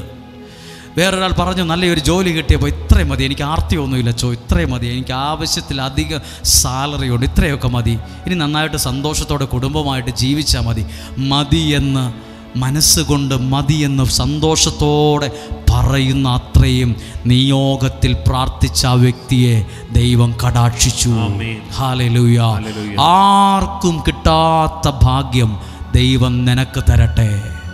ആർക്കും കിട്ടാത്ത ചില നന്മകളെ ദൈവം നിന്റെ കൈകളിൽ തരട്ടെ. ആർക്കും ലഭിക്കാത്തത്, ഇന്നുവരെയും ആർക്കും കൊടുത്തിട്ടില്ലാത്തത് ചില കാര്യങ്ങൾ ദൈവം നിനക്ക് വേണ്ടി മാറ്റിവെച്ചിട്ടുണ്ട്. ഒരു നിമിഷം ഒന്ന് പ്രാർത്ഥിക്കണം അതിനു വേണ്ടി. ഹല്ലേലൂയ. ഒരു കരം ഉയർത്തി ഒന്ന് ഉറക്കെ പറയാമോ? ഹല്ലേലൂയ. ശബ്ദം ഉയർത്തി പറഞ്ഞേ ഹല്ലേലൂയ. ഇപ്പോൾ നിങ്ങളുടെ മക്കളൊക്കെ ചില രാജ്യങ്ങളിലാണ്. അവരൊക്കെ അവിടെ PR-ൻ്റെ പ്രശ്നമുണ്ട്, നിയമത്തിൻ്റെ പ്രശ്നമുണ്ട്, തിരിച്ചു പോരേണ്ടി വരുമോ, 15 ലക്ഷം രൂപ കൊടുത്തേച്ചാ പോയത്, PR കിട്ടിയില്ലെങ്കിൽ ദുഃഖിച്ച് തിരിച്ചു വരേണ്ടി വരും, ആ പൈസ നഷ്ടമായി പോകും, എന്ത് ചെയ്യണമെന്നറിയത്തില്ല, ഇനി ഞങ്ങൾക്ക് വിറ്റുപെറുക്കാൻ ഒന്നുമില്ല. നമുക്കൊരു പ്രശ്നം വരുമ്പോൾ ആദ്യം നമ്മൾ ചിന്തിക്കുന്നത് ഏത് സ്ഥലമാണ് വിൽക്കേണ്ടത്, ഏത് മാലയാണ് പണയം വയ്ക്കേണ്ടത്, ഏത് ബാങ്കിൽ നിന്നാണ് ലോൺ എടുക്കേണ്ടതെന്നാണ് ചിന്തിക്കുന്നത്. അതല്ല ആദ്യം ചിന്തിക്കേണ്ടത്. ആ വിഷയത്തിന് ദൈവത്തിന് എന്തോ ഒരു ഉത്തരവുണ്ട്, അതാദ്യം ശ്രദ്ധിക്കേണ്ടത്. അതാണ് നിങ്ങൾ പ്രാർത്ഥിച്ച് വളരേണ്ടത്. ഒരു പ്രശ്നം വരുമ്പോഴേ ആദ്യം ചിന്തിക്കുന്നത്, ഈ സ്ഥലം അങ്ങ് വിറ്റാലോ, ഈ കഴുത്തേ കിടക്കുന്ന മാല എല്ലാം കൂടെ അങ്ങ് പണയം വെക്കുക, അല്ല ഇതങ്ങ് വിൽക്കുക. നമ്മുടെ മനസ്സിൽ അന്നേരം ആദ്യം അത് വിൽക്കുന്നതിന് മുമ്പ്, സ്ഥലം വിൽക്കുന്നതിന് മുമ്പ് ആദ്യം ചിന്തിക്കുക, ഈ വിഷയത്തിൽ ഞാൻ എന്താ, ദൈവം എന്നോട് പറയുന്നത്. അതനുസരിച്ച് ചെയ്യുമ്പോൾ നിറയുന്നത് മാറ്റിവെക്കാൻ പറ്റും. എന്ത് ചെയ്യാൻ പറ്റും? നിറയുന്നത്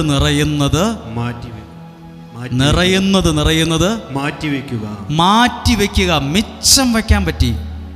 ഞാൻ പണ്ടൊരിക്കൽ പ്രസംഗിച്ചപ്പോൾ നിങ്ങളോട് പറഞ്ഞില്ലേ, നമ്മുടെ കയ്യിലൊക്കെ പൈസയുണ്ട്, പക്ഷെ ഒന്നും മിച്ചമില്ല. ഇങ്ങനെ അങ്ങ് പോകുന്നുണ്ട്, ഭക്ഷണം കഴിച്ചും കൃത്യ ലോൺ അടച്ചും ഇങ്ങനെ അങ്ങ് പോകും, തട്ടിമുട്ടി പോകുന്നുണ്ട്. മിച്ചം വയ്ക്കാൻ പറ്റുന്നില്ല. ഇവിടെ നോക്കിക്കോ, ആകെ ഒരു ഭരണിക്കകത്ത് എണ്ണയുണ്ടായിരുന്നുള്ളൂ. ഇപ്പം മിച്ചം വയ്ക്കാൻ, മാറ്റി വയ്ക്കാൻ അവിടെ ഒരു ഭാഗ്യമുണ്ടായി. നിങ്ങൾക്ക് നിങ്ങളുടെ സാമ്പത്തിക മേഖലയൊക്കെ ഉണ്ടല്ലോ, അത് ആവശ്യത്തിന് കഴിഞ്ഞ് കുറച്ച് മാറ്റി വയ്ക്കാൻ ഇടയാകത്തക്ക വിധം. അതിനകത്തൊരു വാക്കുണ്ട്, നിറയുന്നത് മാറ്റിവെച്ചു. അങ്ങനെ കഷ്ടിമുട്ടി പോയെന്നല്ല, മതി എന്ന് പറയുന്ന അത്രയും അനുഗ്രഹിച്ചു. എല്ലാ പാത്രങ്ങളും അവിടെ ആ വീട്ടിൽ കൊണ്ടുവന്ന സകല പാത്രങ്ങളും നിറഞ്ഞു. നിങ്ങൾ നിയോഗ പ്രാർത്ഥനയിൽ പങ്കെടുക്കുന്ന സകലരും ദൈവത്തിൻ്റെ അനുഗ്രഹത്താൽ നിറയുകയാണ്. ആ വീടിൻ്റെ അകത്ത് നിരത്തി വച്ച പാത്രങ്ങളെ പോലെയാണ് ലോകത്തിൻ്റെ വിവിധ രാജ്യങ്ങളിലിരുന്ന് പ്രാർത്ഥിക്കുന്ന ഓരോ മനുഷ്യരെയും ഞാൻ വിശ്വസിക്കുന്നു. എവിടെയും ആയിക്കൊള്ളട്ടെ, നിങ്ങളുടെ ഭവനങ്ങളിൽ ചില ദൈവീക നിറവുകൾ ഉണ്ടാകട്ടെ, ചില ദൈവീക ഇടപെടലുകൾ ഇപ്പോൾ സംഭവിക്കട്ടെ. ഒരിക്കൽ കൂടി ഒന്ന് പ്രാർത്ഥിക്കട്ടെ. എല്ലാവരും ഇന്ന് എഴുതി വെച്ച നിയോഗമാകാം, വീട്ടിൽ എഴുതി വെച്ച നിയോഗമാകാം, എഴുതിയിട്ട നിയോഗമാകാം. നിറയുന്നത് മാറ്റിവെക്കാൻ. അതിനേക്കാൾ ഉപരി ചിന്തിച്ചേ, മതിയെന്ന് ഞാൻ സന്തോഷത്തോടെ പറയുന്ന അത്രയും ദൈവം എന്നെ അനുഗ്രഹിക്കട്ടെ.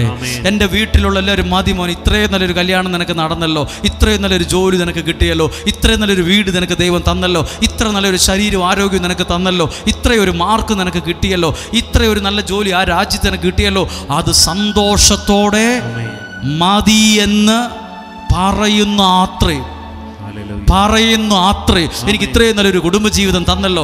അത് ഇന്ന് പ്രശ്നമുണ്ട്, ഇന്ന് അകൽച്ചയുണ്ട്, ഇന്ന് പിണക്കമുണ്ട്, ഇന്ന് മാറിയാ നിൽക്കുന്നത്, സാരമില്ല, ആ കുഴഞ്ഞു മറിഞ്ഞ വിഷയങ്ങളൊക്കെ മാറി, ഇത്രയും നല്ലൊരു കുടുംബ ജീവിതം എനിക്ക് തന്നല്ലോ എന്ന് സന്തോഷത്തോടെ പറയുന്ന അത്രയും ദൈവം നിന്നെ അനുഗ്രഹിക്കട്ടെ. അത്രയും മതി എന്ന് സന്തോഷത്തോടെ ഇത്രയൊക്കെ ദൈവനെ അനുഗ്രഹിച്ചല്ലോ എന്ന് പറയുന്ന അത്രയും. ഒരു നിമിഷം ആ കരങ്ങളെ ഹൃദയത്തോട് ചേർത്ത് വയ്ക്കാം. ഒരിക്കൽ കൂടി വിശ്വാസത്തോടെ പ്രാർത്ഥിച്ച്, എനിക്കറിയില്ല ഏതെല്ലാം തരത്തിലാണ് ഈ വചനം നിങ്ങളിൽ അനുഗ്രഹമാകുന്നതെന്ന്. ഇതൊരു നിയോഗമാണ്. ഇങ്ങനെ പ്രാർത്ഥിക്കുന്നതൊരു നിയോഗമാണ്. ആ വീട്ടിലെ ഒരു ഭരണിയെ നിറഞ്ഞിട്ടുണ്ടായിരുന്നുള്ളൂ, ബാക്കി എല്ലാ പാത്രങ്ങളും കാലിയായിരുന്നു, ഒന്നുമില്ലായിരുന്നു. പക്ഷെ ഒന്നുമില്ലാത്തതൊക്കെ ഇപ്പം നിറയാൻ തുടങ്ങി. ഒന്നുമില്ലാത്ത പാത്രങ്ങളിലൊക്കെ ഇപ്പം നിറയാൻ തുടങ്ങി. നിങ്ങളുടെ ഭവനങ്ങളിലും കാണത്തക്ക വിധമുള്ള ചില മാറ്റങ്ങളും ഉയർച്ചകളും ഉണ്ടാകട്ടെ. മറ്റൊരാൾക്ക് കാണാൻ കഴിയത്തക്ക വിധം ചില മാറ്റങ്ങളും ഉയർച്ചകളും ഉണ്ടാകട്ടെ. ആയിരിക്കുന്ന സ്ഥലത്ത് ഇരുന്നുകൊണ്ട്, ആയിരിക്കുന്ന സ്ഥലങ്ങളിൽ നിന്നുകൊണ്ട് നിങ്ങൾ പ്രാർത്ഥിച്ച്, ഇന്ന് എൻ്റെ വീട് ശൂന്യമാണ്, ഇന്ന് എൻ്റെ വീട്ടിൽ പ്രശ്നമാണ്, ഇന്ന് എൻ്റെ വീട്ടിൽ അസ്വസ്ഥതയാണ്, ഇന്നൊരു സമാധാനമില്ല, ഞാൻ നല്ല ഡ്രസ്സൊക്കെ ഇട്ടാൽ വന്നെങ്കിൽ എൻ്റെ മനസ്സിന് ഒരു സുഖവുമില്ല, ഒരു സന്തോഷവുമില്ല. ഞങ്ങൾ ഇവിടം വരെ പ്രാർത്ഥനയ്ക്ക് വന്നപ്പോഴും മിണ്ടിയിട്ട് പോലുമില്ല എൻ്റെ ജീവിത പങ്കാളി എന്നോട്. സാരമില്ല, നിന്റെ അവസ്ഥകൾക്ക് മാറ്റം വരാൻ പോകുന്നു, നിന്റെ അവസ്ഥകൾക്ക് ദൈവം മാറ്റം വരുത്താൻ തുടങ്ങുന്നു. എല്ലാവരും ഒന്ന് പ്രാർത്ഥിക്കാൻ തയ്യാറായിക്കേ. പ്രാർത്ഥിക്കുക. എൻ്റെ കൊച്ചിൻ്റെ വിവാഹം നടന്നില്ലല്ലോ, ഈ ലോണ് പാസ്സായി കിട്ടുമോ? പ്രാർത്ഥിച്ച വിഷയത്തിലെല്ലാം നിറയാൻ തുടങ്ങും. ആ വ്യക്തി നിയോഗത്തോടെ പ്രാർത്ഥിക്കാൻ തുടങ്ങിയപ്പോൾ ഇല്ലാതാകാനല്ല തുടങ്ങിയത്, ഉണ്ടാകാൻ തുടങ്ങി, നിറയാൻ തുടങ്ങി. നിന്റെ പ്രാർത്ഥനാ ജീവിതം കുറച്ചുകൂടെ നിറയാൻ തുടങ്ങട്ടെ. നിന്റെ വിശ്വാസം കുറെ കൂടി നിറഞ്ഞു വരട്ടെ. ഒരിക്കൽ കൂടി രണ്ട് കരങ്ങളുമായി ഇരിക്കുന്ന സ്ഥലത്ത് നിന്ന് ഒന്ന് ഉയർത്തിപ്പിടിക്കാമോ? സാധ്യമായിടത്തോളം എങ്ങനെയാണോ നിങ്ങൾക്ക് പ്രാർത്ഥിക്കാൻ ദൈവം പ്രചോദിപ്പിക്കുന്നത് ആ വിധത്തിൽ ഒന്ന് പ്രാർത്ഥിച്ച്, കർത്താവേ, ഒന്നുമില്ലാത്ത പാത്രങ്ങളാണ് ഞങ്ങളുടെ ജീവിതം, ഒന്നുമില്ലാത്തൊരവസ്ഥയിലാണ് ഞങ്ങൾ ഉള്ളത്, സാമ്പത്തികമായി തകർന്നിരിക്കുകയാണ്, സമാധാനമില്ലാത്ത നിലയിൽ കുഴഞ്ഞു മറിഞ്ഞ അവസ്ഥയിലാണ്. കർത്താവേ, നിയോഗത്തിൽ ഞങ്ങളും പ്രാർത്ഥിക്കുന്നു. ആ എണ്ണയെ ഞങ്ങളും പ്രാർത്ഥനയിൽ പകരുന്നു. ആ വിശ്വാസത്തിന്റെ എണ്ണ ഞങ്ങൾ പകരുന്നു. ആ അഭിഷേകത്തിന്റെ എണ്ണ ഞങ്ങൾ പകർന്ന് പ്രാർത്ഥിക്കുന്നു. കർത്താവേ, ഈ നിയോഗ പ്രാർത്ഥനയിൽ പങ്കെടുക്കുന്നവരെ അങ്ങയുടെ സുരക്ഷിത കരങ്ങളിൽ ഏൽപ്പിക്കുന്നു, അങ്ങയുടെ സുരക്ഷിത കരങ്ങളിൽ ഏൽപ്പിക്കുന്നു. നിറയാൻ തുടങ്ങട്ടെ. ഒന്നെല്ലാവരും അധരം തുറന്ന് ശബ്ദമുയർത്തി ഒന്ന് സ്തുതിച്ച് പ്രാർത്ഥിക്കാമോ? ശബ്ദമുയർത്തി ഒന്ന് പ്രാർത്ഥിക്കാമോ? നിറയുന്നത് മാറ്റിവെക്കാൻ കഴിയട്ടെ. നിറയുന്നത് മാറ്റിവെക്കാൻ കഴിയട്ടെ. മതി എന്ന് പറയുന്ന അത്രേ എന്നെ എൻ്റെ കുടുംബത്തെ അനുഗ്രഹിക്കണമെന്ന് പ്രാർത്ഥിക്കുന്നു. പ്രാർത്ഥിച്ച് മതി എന്ന് പറയുന്ന അത്രയും, മതി എന്ന് പറയുന്ന അത്രയും, മതി എന്ന് പറയുന്ന അത്രയും എന്നെയും എൻ്റെ കുടുംബത്തെയും ഈ നിയോഗ പ്രാർത്ഥനയിലൂടെ വചനത്തിലൂടെ അനുഗ്രഹിക്കണമേ എന്ന് പ്രാർത്ഥിച്ച് ഹല്ലേലൂയ, ഹല്ലേലൂയ. ഒന്ന് ചേർന്ന് കരമടിച്ചൊന്ന് പാടാമോ? ഒരു ഡാം പൊട്ടി ഒഴുകുന്നത് പോലെ, ഒരു ചിറ പൊട്ടി ഒഴുകുന്നത് പോലെ ദൈവം എന്നെ നിങ്ങളെ സമർത്ഥമായിട്ട് അനുഗ്രഹിക്കട്ടെ. ഒരു ഡാം പൊട്ടി ഒഴുകുന്നത് പോലെ ചില ദൈവിക നന്മകൾ നിങ്ങളിലേക്ക് പൊട്ടി ഒഴുകട്ടെ. ഇരുന്നുകൊണ്ട് കരമടിച്ചൊന്ന് പാടാം,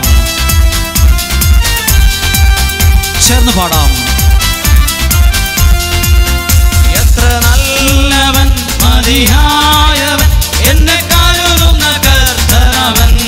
ചേർന്ന് പാടാമോ? നല്ലവൻ മതിയായവൻ എന്നെ കരുതുന്ന കർത്താവൻ. എന്നെ ആവശ്യങ്ങളെല്ലാം അറിഞ്ഞിടുന്ന ഏറ്റവും അടുത്ത സഹായകൻ. എന്നെ ആവശ്യങ്ങളെല്ലാം അറിഞ്ഞിടുന്ന ഏറ്റവും അടുത്ത സഹായകൻ. നല്ലവൻ മതിയായവൻ എന്നെ കരുതുന്ന കർത്താവൻ. ശബ്ദമുയർത്തി എത്ര നല്ലവൻ മതിയായവൻ എന്നെ കരുതുന്ന കർത്താവൻ. പിന്നെയോ ആവശ്യങ്ങൾ എല്ലാം അറിഞ്ഞിടുന്ന ഏറ്റവും അടുത്ത സഹായകൻ. എന്റെ ആവശ്യങ്ങൾ എല്ലാം അറിഞ്ഞിടുന്ന ഏറ്റവും അടുത്ത സഹായകൻ. ദൈവകൃപയിൽ ഞാൻ ആശ്രയിച്ച് പിന്നെയോ വഴികളെ ഞാൻ അറിഞ്ഞ് അനുഗമിച്ചിടും അവരുടെ ചുവടുകളെ, അനുഗമിച്ചിടും അവനുടെ ചുവടുകളെ. ദൈവകൃപയിൽ ഞാൻ ആശ്രയിച്ച് അവൻ വഴികളെ ഞാൻ അറിഞ്ഞ് ചേർന്ന് പാടിക്കേ. അനുഗമിച്ചിടും അവനുടെ ചുവടുകളെ, അനുഗമിച്ചിടും അവനുടെ ചുവടുകൾ. ദൈവകൃപയിൽ ഞാൻ ആശ്രയിച്ച് ഒരിക്കൽ കൂടി ആ കരമുയർത്തി ഞാൻ അറിഞ്ഞ് അനുഗമിച്ചിടും അവനുടെ ചുവടുകളെ, അനുഗമിച്ചിടും അവനുടെ ചുവടുകളെ. ആ കരമുയർത്തി ഒന്ന് സ്തുതിച്ച് പ്രാർത്ഥിക്കുമോ? ജീസസ്. നിറയുന്നത് മാറ്റിവെക്കാൻ, നിറയുന്നത് മാറ്റിവെക്കാൻ ഇടയാക്കണമേ എന്ന് പ്രാർത്ഥിക്കുന്നു. Hallelujah, hallelujah. യേശുവിന്റെ നാമത്തിൽ എത്തിച്ച് പ്രാർത്ഥിക്കുന്നു. Hallelujah, hallelujah. കരങ്ങൾ താഴ്ത്താം. ഹല്ലേലൂയ. ഒരു ചെറിയ കാര്യം കൂടി ഈ നിയോഗ പ്രാർത്ഥനയുടെ ആദ്യ വെള്ളിയാഴ്ചയോട് ചേർത്ത് പങ്കുവച്ച് തരാൻ ആഗ്രഹമുണ്ട്. അത് 1 സാമുവേലിൻ്റെ പുസ്തകത്തിലെ 1-ാം അധ്യായത്തിലെ ഒരു ഭാഗമാണ്. ആ വാക്യം നിങ്ങളൊന്ന് ശ്രദ്ധിക്കുമ്പോൾ നിങ്ങൾക്കത് പ്രയോജനപ്പെടും. ഇത് പറയുന്നതിന് മുമ്പ് കേട്ടെ, ദൈവനിയോഗമുള്ള ഒരു മനുഷ്യനിൽ നിന്ന് കിട്ടുന്ന അനുഗ്രഹമാണ് വേറൊരാളുടെ വിജയം. ദൈവത്തിൻ്റെ അനുഗ്രഹം നമുക്ക് കിട്ടുന്നത് 2 വിധത്തിലാണ്. ഒന്ന് ദൈവവചനത്തിലൂടെ, 2 ദൈവനിയോഗമുള്ള ചില മനുഷ്യരിലൂടെ. ഹല്ലേലൂയ. ചില മനുഷ്യർ നമ്മുടെ കയ്യിൽ പൈസ തന്നാൽ അത് കുറേ കാര്യങ്ങൾക്ക് നമുക്ക് പ്രയോജനപ്പെടും. അത് അനുഗ്രഹമുള്ള ഒരു പൈസയാണ്. ചില ആളുകൾ നമുക്ക് പൈസ തന്നാലും നമുക്ക് ഒന്നും എവിടെ എത്തിക്കാൻ പറ്റുന്നില്ല. അപ്പോൾ നമ്മൾ ചിന്തിക്കും, ഈ മനുഷ്യൻ തന്നിട്ട് ആ പൈസ കൊണ്ട് നമുക്കൊരു ഉപകാരത്തെ കൊള്ളിക്കാൻ പറ്റിയില്ലല്ലോ. ചില മനുഷ്യരെ ദൈവം നമുക്ക് വേണ്ടി നിയോഗിച്ചിട്ടുണ്ട്. ഒരുപക്ഷെ അത് ഞാനായിരിക്കും, ഒരുപക്ഷെ വേറൊരാളായിരിക്കും, ഒരുപക്ഷെ അവിടെ ഇരിക്കുന്ന ഒരു കൗൺസിലറായിരിക്കും, ഒരുപക്ഷെ നിങ്ങൾ അറിയുന്ന പ്രാർത്ഥിക്കുന്ന മറ്റൊരു മനുഷ്യനായിരിക്കും. ആ അനുഗ്രഹത്തിന് വിലയുണ്ടോ? ചില മനുഷ്യരിൽ നിന്ന് കിട്ടിയ അനുഗ്രഹമാണ് നമ്മളാക്കുന്നത്. ഹല്ലേലൂയ. ചില ആളുകൾ അറിഞ്ഞുകൊണ്ട് ചിലരെ ശപിക്കും, വേദനിച്ച്. ഒരാളുടെയും ശാപം ഏറ്റുവാങ്ങല് ചുമ്മാ ഉള്ള ശാപമല്ല. നമ്മളൊരാളെ ആവശ്യമില്ലാതെ വേദനിപ്പിച്ചു, കരയിപ്പിച്ചു, എന്നിട്ട് അയാൾ മനസ്സൊരുക്കി പറയുമോ ഇയാൾ ഒരിക്കലും രക്ഷപ്പെടല്ലേ എന്ന് പറഞ്ഞാൽ അത് നമുക്കിട്ട് കൊള്ളും, അത് നമ്മളെ വന്ന് തൊടും. അതുകൊണ്ടാണ് ഒരാൾ പറഞ്ഞത്, ഒരാൾ മരിച്ചു പോകാൻ, ഒരാൾ തകർന്നു പോകാൻ കുളം വേണ്ട, കിണർ വേണ്ട, കടൽ വേണ്ട, പുഴ വേണ്ട. നിന്നെ ഓർത്ത് മനസ്സു വേദനിച്ച് കരയുന്ന ഒരു മനുഷ്യൻ്റെ ഒറ്റത്തുള്ളി കണ്ണുനീരിൽ നീ ചിലപ്പോൾ തകർന്നു പോകാം. ഒരു മനുഷ്യൻ ആരെയും ഒരു പരിധിയിൽ കൂടുതൽ വേദനിപ്പിക്കരുത്. ഭാര്യയാകട്ടെ, ഭർത്താവാകട്ടെ, പള്ളിയിലച്ഛനാകട്ടെ, ഭിക്ഷക്കാരനാകട്ടെ, നാട്ടുകാരനാകട്ടെ, അയൽവാസിയാകട്ടെ, ആരുമാകട്ടെ, അവനെ കൂടെ കൂടെ നടന്ന് ജീവിക്കാൻ അനുവദിക്കാത്ത വിധത്തിൽ വേദനിപ്പിക്കല്. അവൻ ചിലപ്പോൾ നിൻ്റെ പ്രവൃത്തി ഓർത്ത് അവൻ്റെ വീടിൻ്റെ അകത്തെ മുറിയിലിരുന്ന് വിഷമിച്ച് കരയുന്ന ആ ഒരു തുള്ളി കണ്ണുനീരിന് ആസിഡിനേക്കാൾ വിലയുണ്ട്. അതിൽ ചിലപ്പോൾ നമ്മുടെ ജീവിതത്തിൻ്റെ താളം തെറ്റിപ്പോകും. ഇപ്പോഴൊന്നും അത് പിടികിട്ടത്തില്ല. കാലങ്ങൾ കഴിയുമ്പോൾ നമ്മൾ എന്ത് ചെയ്തിട്ടും കയറിപ്പോകാൻ പറ്റാത്ത വിധത്തിൽ ഈ ചുഴിയിലൊക്കെ പെട്ടുപോയവരെ പോലെയാകും. അനുഗ്രഹത്തിന് വിലയുണ്ട്, അനുഗ്രഹത്തിന് വിലയുണ്ട്. ഞങ്ങൾ നിങ്ങളോട് ശ്രദ്ധിച്ചിട്ടുണ്ടോ? ഇവിടെ ആളുകൾക്ക് വേണ്ടി പ്രാർത്ഥിക്കുമ്പോൾ ഞാൻ രണ്ട് കൈയും ഉപയോഗിക്കും. ഞാൻ വിശ്വസിക്കുന്നു എന്നെ ദൈവം നിയോഗിച്ചു എന്നാണ്. ഞാൻ വിശ്വസിക്കും. അതുകൊണ്ടാണല്ലോ ഇവിടെ ആളുകൾ വന്നത്. എന്നെ ദൈവം അതിനെ നിയോഗിച്ചതാണ്. ഞാൻ ഒരു ദിവസം ഇങ്ങനെ ആളുകൾക്ക് വേണ്ടി വേറൊരു സ്ഥലത്ത് പ്രാർത്ഥിച്ചപ്പോൾ അവിടെയുള്ള ശുശ്രൂഷകർപ്പെന്ന് പറഞ്ഞു, ഇവിടെ ഇതിനു മുമ്പ് പ്രാർത്ഥിച്ചവരൊക്കെ ഇങ്ങനെ തൊട്ട് വിടുകയുള്ളായിരുന്നുള്ളൂ, ഇങ്ങനെ പ്രാർത്ഥിച്ചാൽ ഇത് തീരത്തില്ല. 10 പേർക്ക് വേണ്ടിയോ എനിക്ക് പ്രാർത്ഥിക്കാൻ കഴിഞ്ഞുള്ളൂ. ഞാൻ 2 കൈയും വെച്ച് പ്രാർത്ഥിക്കും. ഞാൻ ഒരാളുടെ ശിരസിൽ കരങ്ങൾ വെച്ച് ഞാൻ പ്രാർത്ഥിക്കുമ്പോൾ എൻ്റെ മനസ്സ് ഈ വെള്ള പേപ്പർ പോലെ അല്ല. ഞാൻ മനസ്സിൽ പറഞ്ഞുകൊണ്ടായിരിക്കുന്നത് യേശുവിൻ്റെ നാമത്തിൽ ഇവരെ അനുഗ്രഹിക്കുന്നു എന്ന്. ഞാൻ അന്നേരം എൻ്റെ മനസ്സിൽ എഴുതിയത് ഞാൻ പറഞ്ഞുകൊണ്ടായിരിക്കുന്നത് ഈ മനുഷ്യൻ ആരും ആകട്ടെ, ഈ വ്യക്തി ആരുമാകട്ടെ, ഏത് ദേശത്ത് വന്നേ ആകട്ടെ, മനസ്സുകൊണ്ട് ദൈവനാമത്തിൽ അനുഗ്രഹിച്ച് പ്രാർത്ഥിക്കുന്നു എന്ന് പറഞ്ഞിട്ട് 2 കൈയും എടുക്കത്തുള്ളൂ. വേറൊരു സ്ഥലത്ത് ചെന്നപ്പോൾ പറഞ്ഞു, ഇങ്ങനെയൊന്നും ആരും പ്രാർത്ഥിക്കേണ്ട, ഇങ്ങനെ പോയാൽ മതിയെന്ന്. അല്ല, എനിക്ക് ദൈവം തന്ന നിയോഗം 10 പേരെ നിനക്ക് പ്രാർത്ഥിക്കാൻ കഴിഞ്ഞാൽ 2 കൈയും അനുഗ്രഹിച്ചു പ്രാർത്ഥിക്കുക. അനുഗ്രഹിച്ചുള്ള പ്രാർത്ഥനയ്ക്ക് എന്തുണ്ട്? ഭയങ്കര വിലയുണ്ട്. ചില മനുഷ്യരുടെ തലയിൽ കൈവച്ച് ഞാൻ പറഞ്ഞിട്ടുണ്ട്, അനുഗ്രഹമാകാനുള്ളൊരു അനുഗ്രഹം നിൻ്റെ മേലുണ്ട് കേട്ടോ. എന്നോടും അത് പറഞ്ഞിട്ടുണ്ട് ഒരാൾ. അനുഗ്രഹമാകാനുള്ളൊരു അനുഗ്രഹം നിൻ്റെ മേൽ കിടപ്പുണ്ടെന്ന്. ആ അനുഗ്രഹത്തിലാണ് നിൽക്കുന്നത്. നമുക്ക് ദൈവത്തിൻ്റെ അനുഗ്രഹം മാത്രം പോരാ, മനുഷ്യരുടെ അനുഗ്രഹവും ആവശ്യമാണ്. എനിക്ക് ദൈവത്തിൻ്റെ അനുഗ്രഹവും വേണം, നിങ്ങളുടെ മനസ്സുകൊണ്ടുള്ള സ്നേഹവും അനുഗ്രഹവും എനിക്ക് വേണം. അങ്ങനെ എനിക്കിവിടെ നിൽക്കാൻ പറ്റത്തുള്ളൂ. എനിക്ക് ഒറ്റയ്ക്ക് അങ്ങനെ നിൽക്കാൻ പറ്റത്തില്ല. തളർന്നു പോകും, വാടിപ്പോകും, ക്ഷീണിച്ചു പോകും, മനസ്സും അടുത്തു പോകും. നിങ്ങളുടെ പ്രാർത്ഥനയും അനുഗ്രഹവും വിലയുള്ളതാണ്. ആ പ്രാർത്ഥന ഞങ്ങൾ വിലയോടെ കാണുന്നുണ്ട്. ഇതാ, മനസ്സുകൊണ്ടുള്ള ഒരു അനുഗ്രഹ പ്രാർത്ഥനയെക്കുറിച്ച് പറയാൻ പോവുകയാണ്. ഭയങ്കര അനുഗ്രഹം കിട്ടിയൊരു വാക്യമാണ്. 1 സാമുവേലിൻ്റെ പുസ്തകത്തിൽ 1-ാം അധ്യായം 2-ാമത്തെ വാക്യം വായിക്കുവാണ്. അവിടെ ഒരാളുടെ പേരെഴുതിയിട്ടുണ്ട്, ഏൽക്കാന. അവിടെ നിൽക്കട്ടെ. ഏൽക്കാന അന്നത്തെ കാലത്ത് ജീവിച്ചിരുന്ന ഒരു സഹോദരിയാണ്, ഒരു വ്യക്തിയാണ് ഏൽക്കാന. അദ്ദേഹം ഒരു ഹസ്ബൻഡ്, ഒരു ഭർത്താവാണ്. ഇയാൾക്ക് 2 ഭാര്യമാരുണ്ട്. അന്നത്തെ കാലത്ത് ഭാര്യമാരുടെ പേരെഴുതിയിട്ടുണ്ട്, ഹന്നായും പെനീനായും. 2 ഭാര്യമാരുണ്ട് പുള്ളിക്ക്. പക്ഷെ അതിലൊരു ഭാര്യയ്ക്ക് മക്കളുള്ളൂ. ആർക്ക്? പെനീനായ്ക്ക് മക്കളുണ്ട്. ഈ ഹന്നായ്ക്ക് മക്കളില്ല. ഇല്ലേ? അങ്ങനെയല്ലേ? ഹന്നായ്ക്ക് മക്കളില്ല. അപ്പോൾ ഈ മക്കളുള്ള സ്ത്രീയും മക്കളില്ലാത്ത സ്ത്രീയും തമ്മിൽ വഴക്കാണ്. അന്നും ഉണ്ടായിരുന്നു ഈ വഴക്ക്, ഇന്നും ഉണ്ട് ആ വഴക്ക്, ഭയങ്കര വഴക്ക്. അപ്പോൾ ഈ ഏൽക്കാന എന്ന് പറയുന്ന ആളുടെ ഒരു ഭാര്യ പെനീന, ആ പുള്ളിക്കാരത്തി ഹന്നായെ ജീവിക്കാൻ സമ്മതിക്കുകയില്ല. പുറകെ നടന്ന് ബുദ്ധിമുട്ടിക്കുവാണ്. ചില ആൾക്കാർ അങ്ങനെ നമ്മൾ സമാധാനത്തോടെ ഈ ചൊറിഞ്ഞുകൊണ്ടിരിക്കും, പിരിപിരാന്ന് പറഞ്ഞുകൊണ്ടിരിക്കും. ഞാനിത് പറയുമ്പോൾ നിങ്ങൾക്ക് പലർക്കും പലരേ ഓർമ്മ വരും. ഞാൻ അവരെ ഒന്നും ഉദ്ദേശിച്ചിട്ടില്ല. ചിലർ നമുക്കൊരിക്കലും സമാധാനം തരികയില്ല, നമ്മുടെ പുറകെ നടക്കുവാണ്. പിരി പിരി പിരി പിരി പിരി പിരി പിരി പിരി പിരി പിരി പിരി പിരി. എൻ്റെ സുഹൃത്തെ ഒന്ന് പോയി തരാമോ? നിങ്ങളെ കൊണ്ട് മടുത്തു പോവുള്ളൂ. ഇത് എന്തൊരു സ്വഭാവമാണിത്? ഒരാൾക്ക് സമാധാനം കൊടുക്കാത്ത ആൾക്കാരില്ലേ? എന്നും അവർ രാപകലില്ലാണ്ട് പ്രാർത്ഥനയാണ് താനും. ഇത് രണ്ടും നമ്മൾ ടാലി ആകത്തില്ല. ഫുൾ ടൈം പ്രെയറാണ്, പക്ഷെ ഒരുത്തരും സമാധാനത്തിൽ വിടത്തില്ല. ചില പെനീന്നമാർ ഇന്നും ഉണ്ട്, കുറേ സഹിക്കുന്ന ഹന്നാമാർ ഇന്നും ഉണ്ട്, ഈ കൂട്ടത്തിലും ഉണ്ട്. ഹന്നായ്ക്ക് പ്രതികരിക്കാനൊക്കെ ഭയങ്കര പേടിയാണ്, പാവം. അപ്പോൾ ഹന്ന എന്ത് ചെയ്യുന്നറിയോ? റൂമിലേക്ക് കയറി കഥ കടച്ച് ഭക്ഷണം കഴിക്കുകയില്ല, ഭയങ്കരമായിട്ട് അവിടെ ഇരുന്ന് കരയും.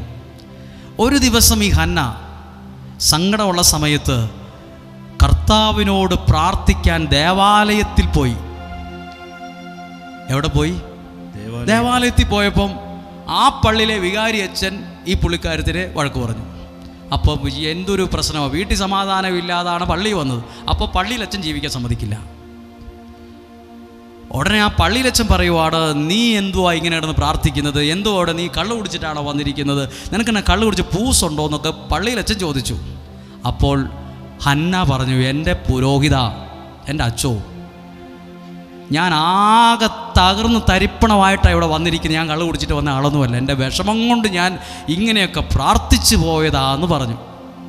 അപ്പോൾ ഈ പള്ളിയിലച്ഛൻ, ഈ പള്ളിയിലെ വികാരി അച്ഛൻ, ഈ പള്ളിയിലെ അച്ഛൻ മനസ്സുകൊണ്ട് ഈ സങ്കടപ്പെട്ട് കരയുന്ന ഹന്നായെ അനുഗ്രഹിച്ചൊരു പ്രാർത്ഥന പ്രാർത്ഥിച്ചു. അതെഴുതിയത് മാത്രം ഞാൻ വായിക്കാം. അതാണ് 1-ാം അധ്യായം 17-ാമത്തെ വാക്യം.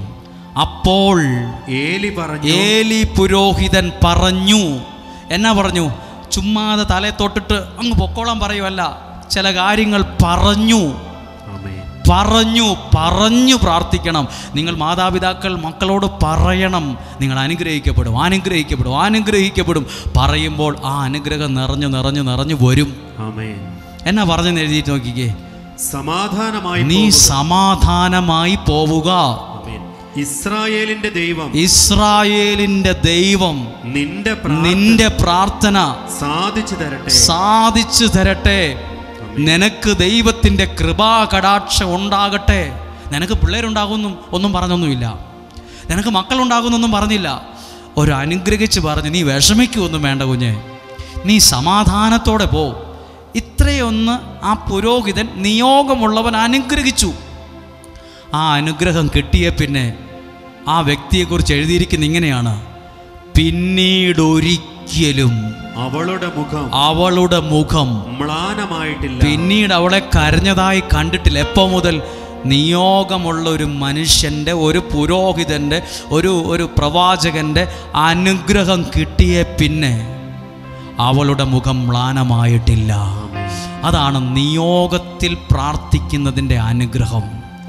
ഇവിടെ ഒരുപക്ഷെ എനിക്ക് മാത്രമല്ല നിയോഗമുള്ളത്, ഇവിടെ നിൽക്കുന്ന ഓരോ ശുശ്രൂഷകർക്കും എന്തോ നിയോഗമുള്ളവരാണ്. കൗൺസിലിംഗ് ചെയ്യുന്നവർക്ക്, മറ്റ് പുരോഹിതന്മാർക്കെല്ലാം നിയോഗമുണ്ട്.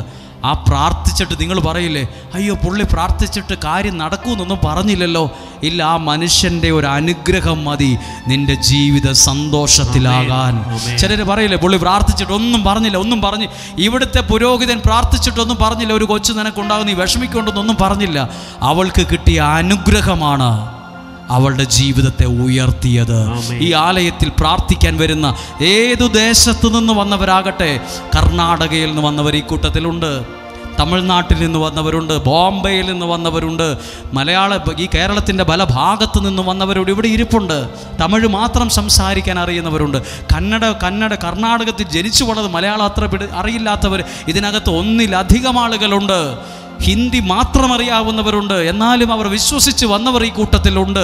നിങ്ങളോട് പറയട്ടെ, ഒരു നിയോഗമുള്ള ഒരു മനുഷ്യനിൽ നിന്ന് കിട്ടുന്ന അനുഗ്രഹം നിന്റെ എല്ലാ സങ്കടങ്ങളെയും എടുത്തു മാറ്റും. എല്ലാ പ്രശ്നങ്ങൾക്കും അത് പരിഹാരമായി മാറും. ഒന്ന് കരമുയർത്തി പറഞ്ഞേ ഹല്ലേലൂയ, ഹല്ലേലൂയ. ഈ പ്രാർത്ഥനയ്ക്ക് എന്നിട്ട് വല്ല ഉത്തരം കിട്ടിയോ?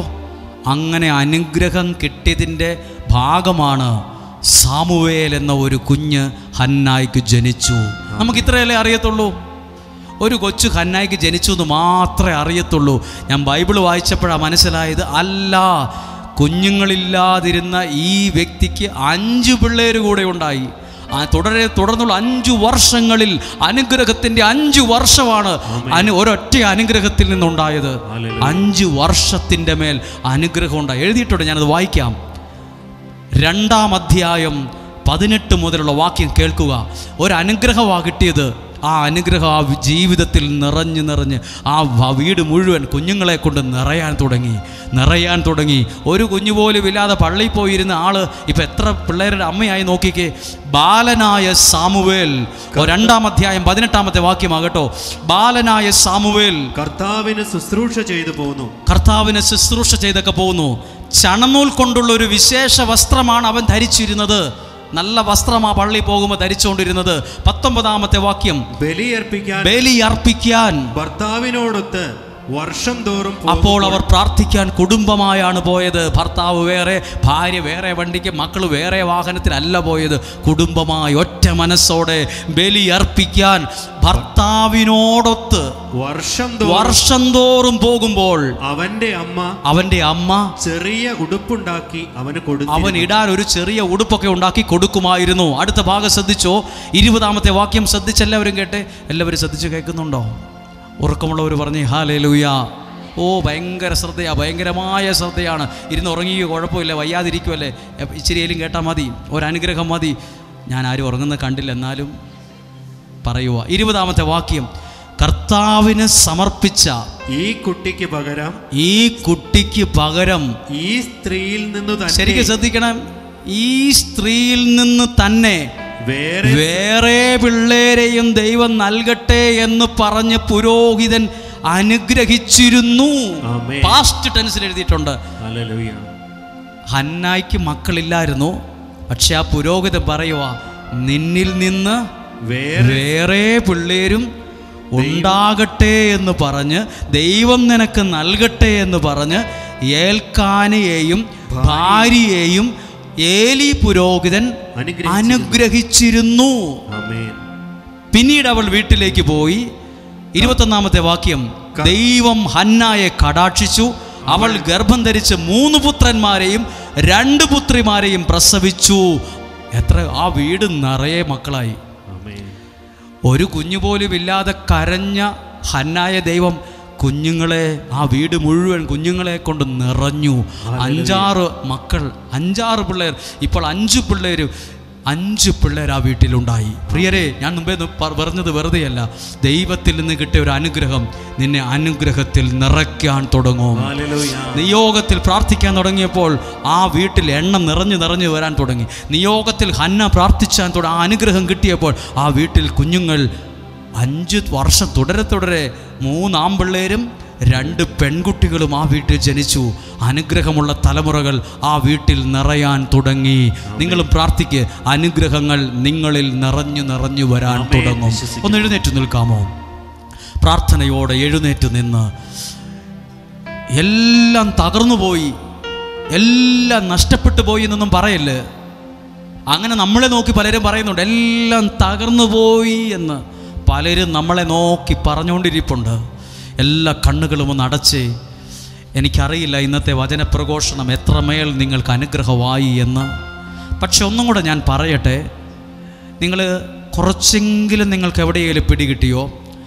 യാത്ര ചെയ്ത ക്ഷീണം കൊണ്ട് നിങ്ങൾ മയങ്ങിക്കാണാൻ സാരമില്ല.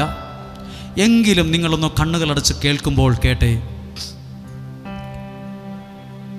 ദാരിദ്ര്യം കൊണ്ട് പൊറുതിമുട്ടി പിള്ളേരെ വരെ അടിമപ്പണിക്ക് വിടാൻ പറഞ്ഞ അവസ്ഥയായിരുന്നു ആ വീട്ടിൽ. അപ്പോഴാ എലീഷ പറയുന്നേ, സഹോദരി, നീ ഭാരപ്പെടുവൊന്നും വേണ്ട. നിൻ്റെ വീട്ടിൽ ഒരു പാത്രം എണ്ണയില്ലേ? ആ വീട്ടിലായ പാത്രങ്ങളിൽ, അയൽവക്കങ്ങളിൽ നിന്നൊക്കെ പാത്രം മേടിച്ച് ഈ പാത്രത്തിലെ എണ്ണ ഇപ്പുറത്തെ പാത്രത്തിൽ ഒഴിക്കുക. നീയും പുത്രന്മാരും ഒരുമിച്ചത് ചെയ്യുക. അടുത്ത ഭാഗം എനിക്ക് ഭയങ്കര ഇഷ്ടമുള്ളൊരു വാക്കാണ്, നിറയുന്നത്. അപ്പോൾ എന്താ അർത്ഥം? നിയോഗത്തിൽ പ്രാർത്ഥിച്ചത് സത്യമാണെങ്കിൽ ചില നന്മകൾ നിന്റെ ഭവനത്തിൽ നിറയാൻ തുടങ്ങും, നിന്റെ കുഞ്ഞുങ്ങളിൽ നിറയാൻ തുടങ്ങും. പ്രാർത്ഥിച്ച വിഷയത്തിൽ നിറയുന്നത് അത് നിറയുന്നത് ഇങ്ങനെ കാണാൻ പറ്റും.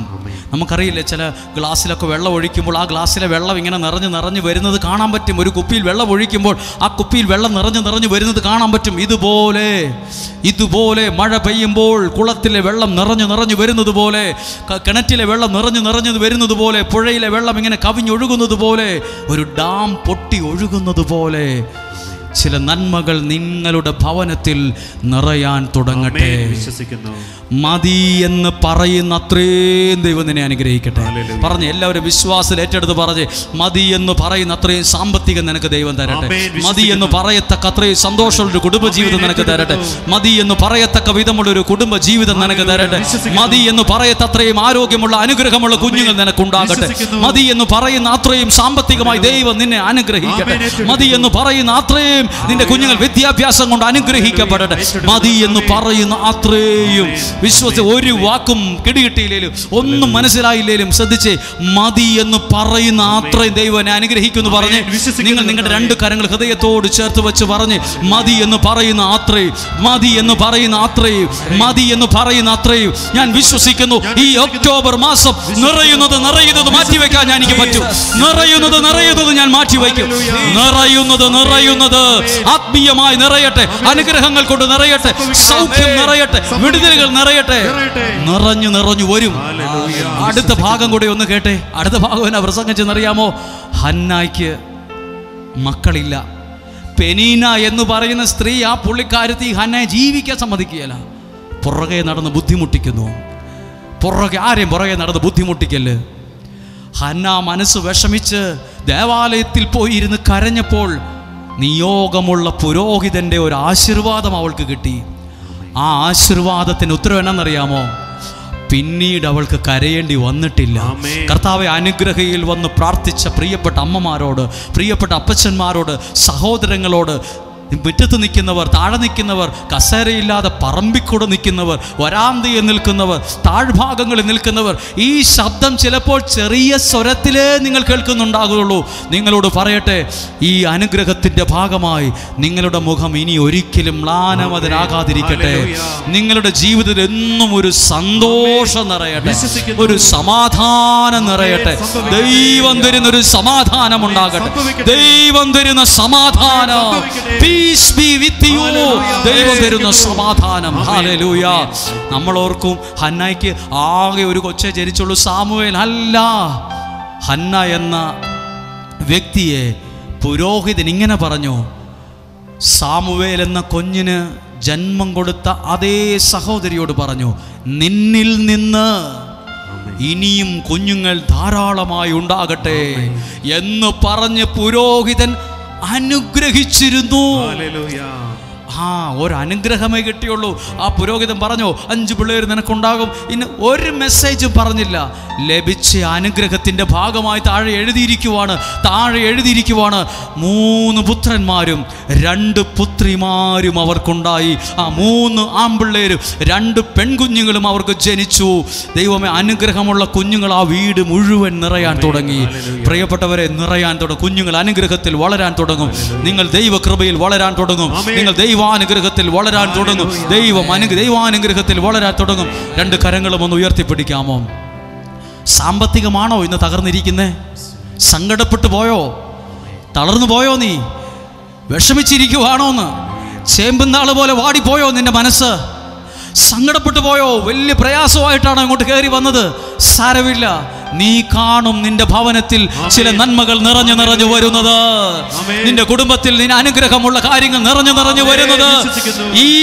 ഈ ശബ്ദം ഉയർത്തി, ഈ തൊണ്ണ പൊട്ടിച്ച്, ഈ ഹൃദയം നുറുങ്ങി പ്രാർത്ഥിക്കുന്നത് വെറുതെയാകുമെന്ന് കരുതണ്ട. ഇതൊരു അനുഗ്രഹത്തിന് കാരണമാകും. ഇതൊരു നിമിത്തമായി മാറും. ഇതൊരു വിടുതലായി മാറും. ഇതൊരു സൗഖ്യമായിട്ട് മാറും. ഇതൊരു അഭിഷേക കടലായിട്ട് മാറും. ഒന്ന് സ്തുതിച്ച് പ്രാർത്ഥിച്ച് ഹല്ലേലൂയ. ശബ്ദം ഉയർത്തി വിളിക്കുന്നു, ജീസസ്. Hallelujah, hallelujah. വിശ്വസിക്കുന്നു.